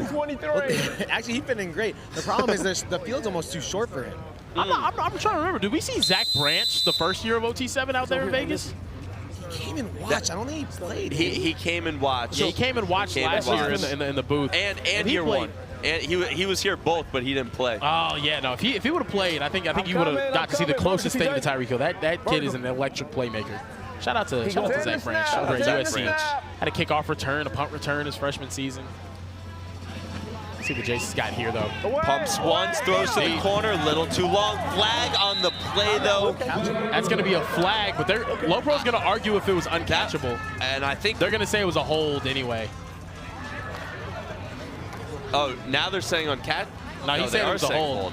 Yeah. The ref did make the uncatchable motion. DPI would have been a bad call, but that was definitely a defensive hold. It was definitely a hold, but the ball did sail 10 yards. 100%. Yeah, if it's before the ball's thrown, it's holding, which means that uncatchable is irrelevant at that point. No, it was third and goal. Sometimes I feel like It was third and goal. You okay, Tom? Tom. Sorry. Let it out, Tom. Tom, I'm right there with you, man. Replay third down. Replay third down. Third and goal from the 19-yard line. 13 minutes into this game. LoPro up 1 score.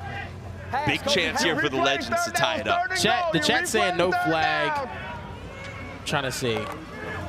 Is the chat rooting for LoPro? I think the chat hates LoPro. I don't know. Chat, are y'all rooting for LoPro or are y'all rooting for Legends in this game? I want to know. I want to gauge what's going on. I think it's okay to like LoPro and root for the Legends to win. We're not running. I think it's. not running full speed. I don't know. Is that what you're doing, Dave? No, I'm just saying, like, I love the LoPro guys. They're great guys. They've done nothing but win, but I think they're definitely those kind of people that are like, hey, let's see a new winner. You know? I'm a fan of dominance. I want Mikey Eugenio to reclass like 7 times and be a 27-year-old quarterback in OT7 Season 9. And just like win another championship. To the corner, a little bit too long. Turnover on downs. And LoPro will get the ball with a chance to go up 2 scores, and all the pressure is on Legends. Man, Tom's calling ball game early, too. You got to score. It's crazy. You do have to score, definitely against LoPro, and I think they're not bringing enough pressure, at least consistently, to throw off Micah.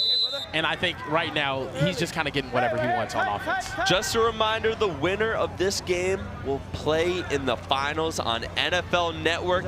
But before that, we have the semis between Defcon Texas and Raw Miami, also on NFL Network. That one starts at 4. The finals start at 5. We will see you on NFL Network. OT7 doing some big things. Oh my goodness, China's wide open. Touchdown. Are you kidding me? What did I tell you about China? Kamo Ali. Too easy. He's the most underrated player at OT7 year in and year out. You need to guard a 5-star wide receiver, throw Kina over there. You need someone to beat a 5-star DB, throw Kina over there. It does not matter. He is a bucket. I don't care how tall he is. He's the best football player out here. Look at the body control. Look at the hands. Getting 2 feet in, beating the DB downfield. What a catch from Kina. Oh my, dude. All 4'11" of them, man. I tell you what. The throw was on the money from Mikey Eugenio, and Kina with the binky in his mouth took care of the rest in the back of the end zone. Look, I don't think Tom was wrong to say ball game on 4th down for Legends. Now they find themselves down 2 scores. We had Niles Newman out here earlier. They were looking at each other eye to eye. Oh my goodness. Let's go, Tom. What a dime by Micah though right there too. Nasty. Let's go, Tom. Guys, that might have been one of the best throws we've seen this weekend at OT7. Right on the money. And if you could have seen that thing from field level, the way it came out of Mike Eugenio's hand, that was a special throw. If you're gonna do that, you gotta chill. LoPro trying to seal their spot in the championship here at OT7 in Dallas, Texas. Last time they were in Texas, it was the Austin one. They faced off against Raw Miami last year in Austin. We are staring down a rematch. Tom actually has an interview with one of our favorite members of LoPro right now. Hey fellas, I am down here with the LoPro legend, kinda. My man, you just caught another touchdown. Why are you able to dominate OT7? This is insane. Nah, it's fun. It's a good opportunity for me. Coach Tom gave me an opportunity to come up, ball up. So I'm just using the best of it. And just do my thing. And you know I have to ask. What's the latest on the size? Give me the height, give me the measurables every once in a while. Like 5'5", and I'm like 165. And you're going against all these 5-stars, these top dudes, doesn't matter at all? No, it's nothing. I've been playing up my whole life, so like since I was a baby, I played like 2 grades up. So I'm like used to all this. So it's like nothing to me right now. And colleges, anything like that, the whole squad walks by us, anything with the recruiting update? No, nothing right now. We're calling you the most underrated player in the country right now. You agree with that? Yes. It's a great opportunity. I just ball out through my time. And your quarterback, Mikey Eugenio, you make him look real good. Nah, he's just doing his stuff. Making great throws, great reads. It's just Micah. That's how he is. All right, man, get back on offense. We appreciate you. He's the best, guys. I got no words. He's so good. Back to you guys. Touchdown legends. They go down 7 points now. Needing a stop badly with LoPro taking back over on offense. And that's what they needed. It'll be interesting to see here if LoPro goes quick strike again or keeps it underneath. Take a look at that touchdown. Nice throw and catch there, Jace Nixon finding his man Madrid Tucker for the score. All right, Mike Eugenio back to work, looking deep down the field, taking a shot. Oh, just out of the reach. Not on the same page with his wideout, Kieran. That was just out of the fingertips of the defender. Just out of reach, and if that would have been caught, it would have been the first time I've seen Micah Eugenio throw an interception at an OT7 tournament. I have never seen it. Black. He threw one. Oh, I guess I missed the game earlier today. He threw one. It's crazy. Was it tipped? It had to have been tipped. It was just a pick. Oh, wow. Straight pick. See, I didn't see it. Guys, I will say, Tom called game after the last touchdown. We got 11 minutes left. A 7-point ball game right now.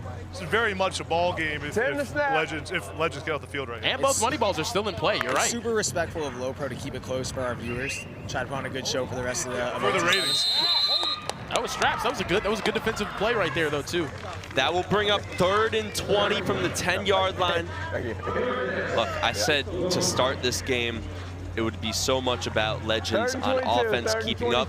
So far, they did on every possession other than one. But if they can steal a stop here from LoPro, that would make all the difference in this ball game. Big 2 plays coming up.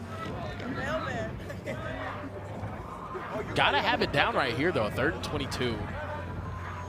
Wonder if they're just going to try to air it out, man. Are they going to try to go out there and pick it up, or maybe get shorter yardage for? Oh, they're going to try to air it out. That's going to be out of bounds. A little too far out of bounds. Now, Kieran, 4th and 20 from the 10-yard line. Flipping that field. 20 from the 8-yard line. 4th and 22. Do you flip the field? I'm flipping or do you go field. for it? I'm flipping that field. I don't really think I have a play to get 22 yards. I'm flipping the field. I'm also shocked they took a shot deep there. I think if you pick up 10 yards and make it a more... Oh, sorry. I was just going to say, I'm shocked they took a shot deep on 1st down. That, to me, I thought was a waste of a down whenever they could pick up shorter yardage early on. Definitely. Look, I think if they got 10 yards there, make it a more manageable 4th and 10, then you're in a situation where you can go for it. But at 4th and 20, I think it's absolutely the right decision to flip the field. That means the opponent starts on the opposite 10. That's what they'll do here. Legends gets the stop they were looking for and will have an opportunity to tie this ball game up with under 10 minutes remaining. Here we go. Good coverage right there on that 1st down. Jace ended up having to eat it. This game just got a whole lot more close, though. After that touchdown to Kina, I was thinking it was curtains. Look, they got the stop they desperately needed, and now pressure is on LoPro.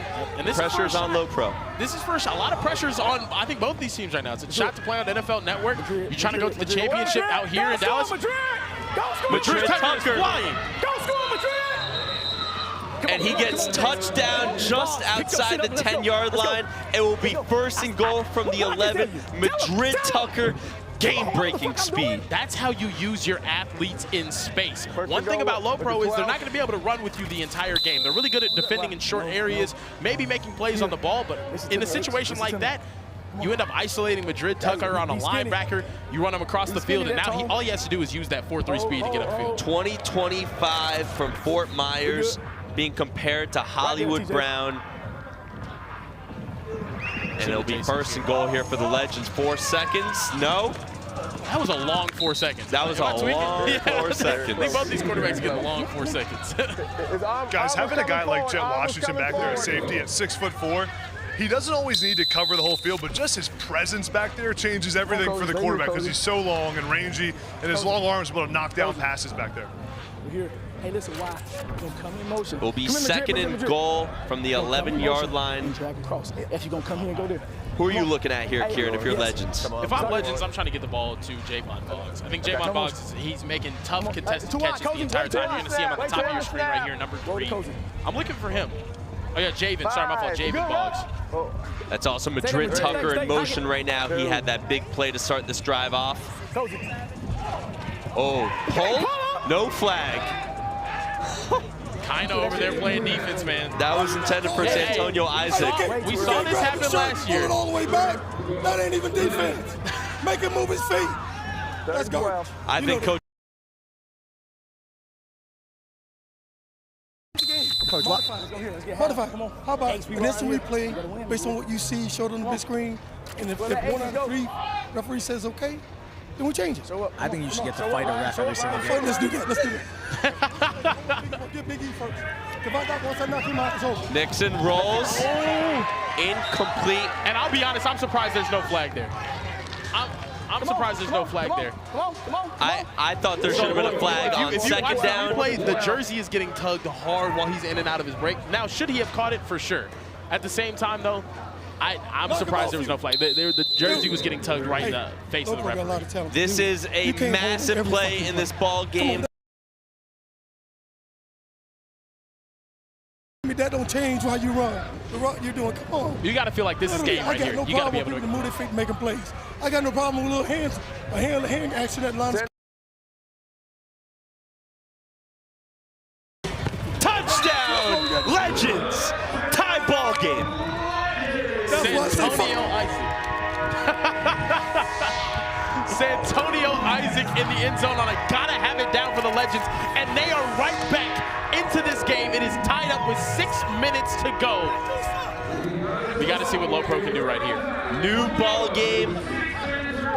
6 minutes remaining, and LoPro takes over. Here we go. See what Micah can do. Championship quarterback, is he going to be clutch? Kind of steps out at the 20-yard line. You know, these past 2 drives, it has been big play. They converted on 1. They did not convert on their last drive. They come out here, as you were talking about, what they should have done on their last drive, a little bit more methodical to start this drive off. Kind of always open, I think. Yeah, you just...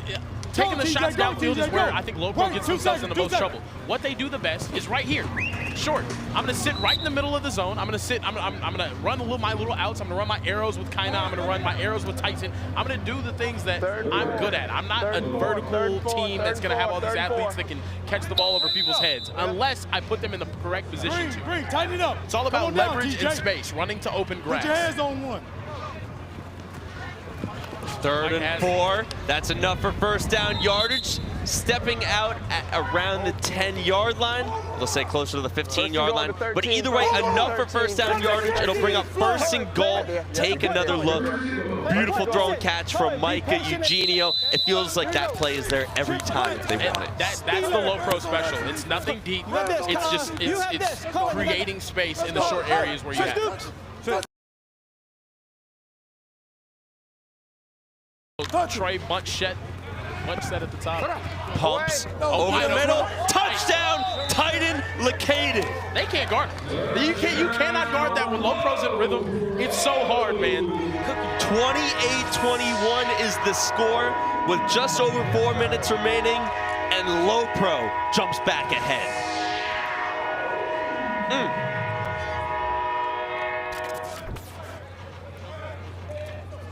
What a play, man. LoPro, as soon as they get a little bit of adversity, right back to it. Easy, little pump fake for Micah. Finds Titan at the back of the end zone. Easy touchdown for LoPro. Titan is a force in the red zone. Legends taking a shot. A little bit out of the reach. And that's the one thing. It was there, though. Yeah, it's definitely there. They can definitely stretch the field vertically. They've got speed on speed on speed. I'd like to see them again try to get the ball in the hands of their 4-3 guy, Madrid Tucker. Go, put him in, get him something. Get him an out. Get him somewhere where he can go run towards open space and use his speed. It's all about the yak for Legends. It's all about the yak. Are you guys surprised no money ball here? I think it's a little bit early. I think it's a little bit early considering LoPro will almost definitely get the ball back. Yes. God damn. Use it then. I also think it was genius of LoPro to score as quickly as they did. If they took so much time off the clock, Legends would have had a chance to moneyball to go win the game. The old 2-for-1. Exactly, because analytics is telling you, right? So LoPro scoring so quickly got the Legends to, okay, well, the best we can do right here is try to go down the field, score, use the 1-point gamble if we don't have very much time left to try to win this game.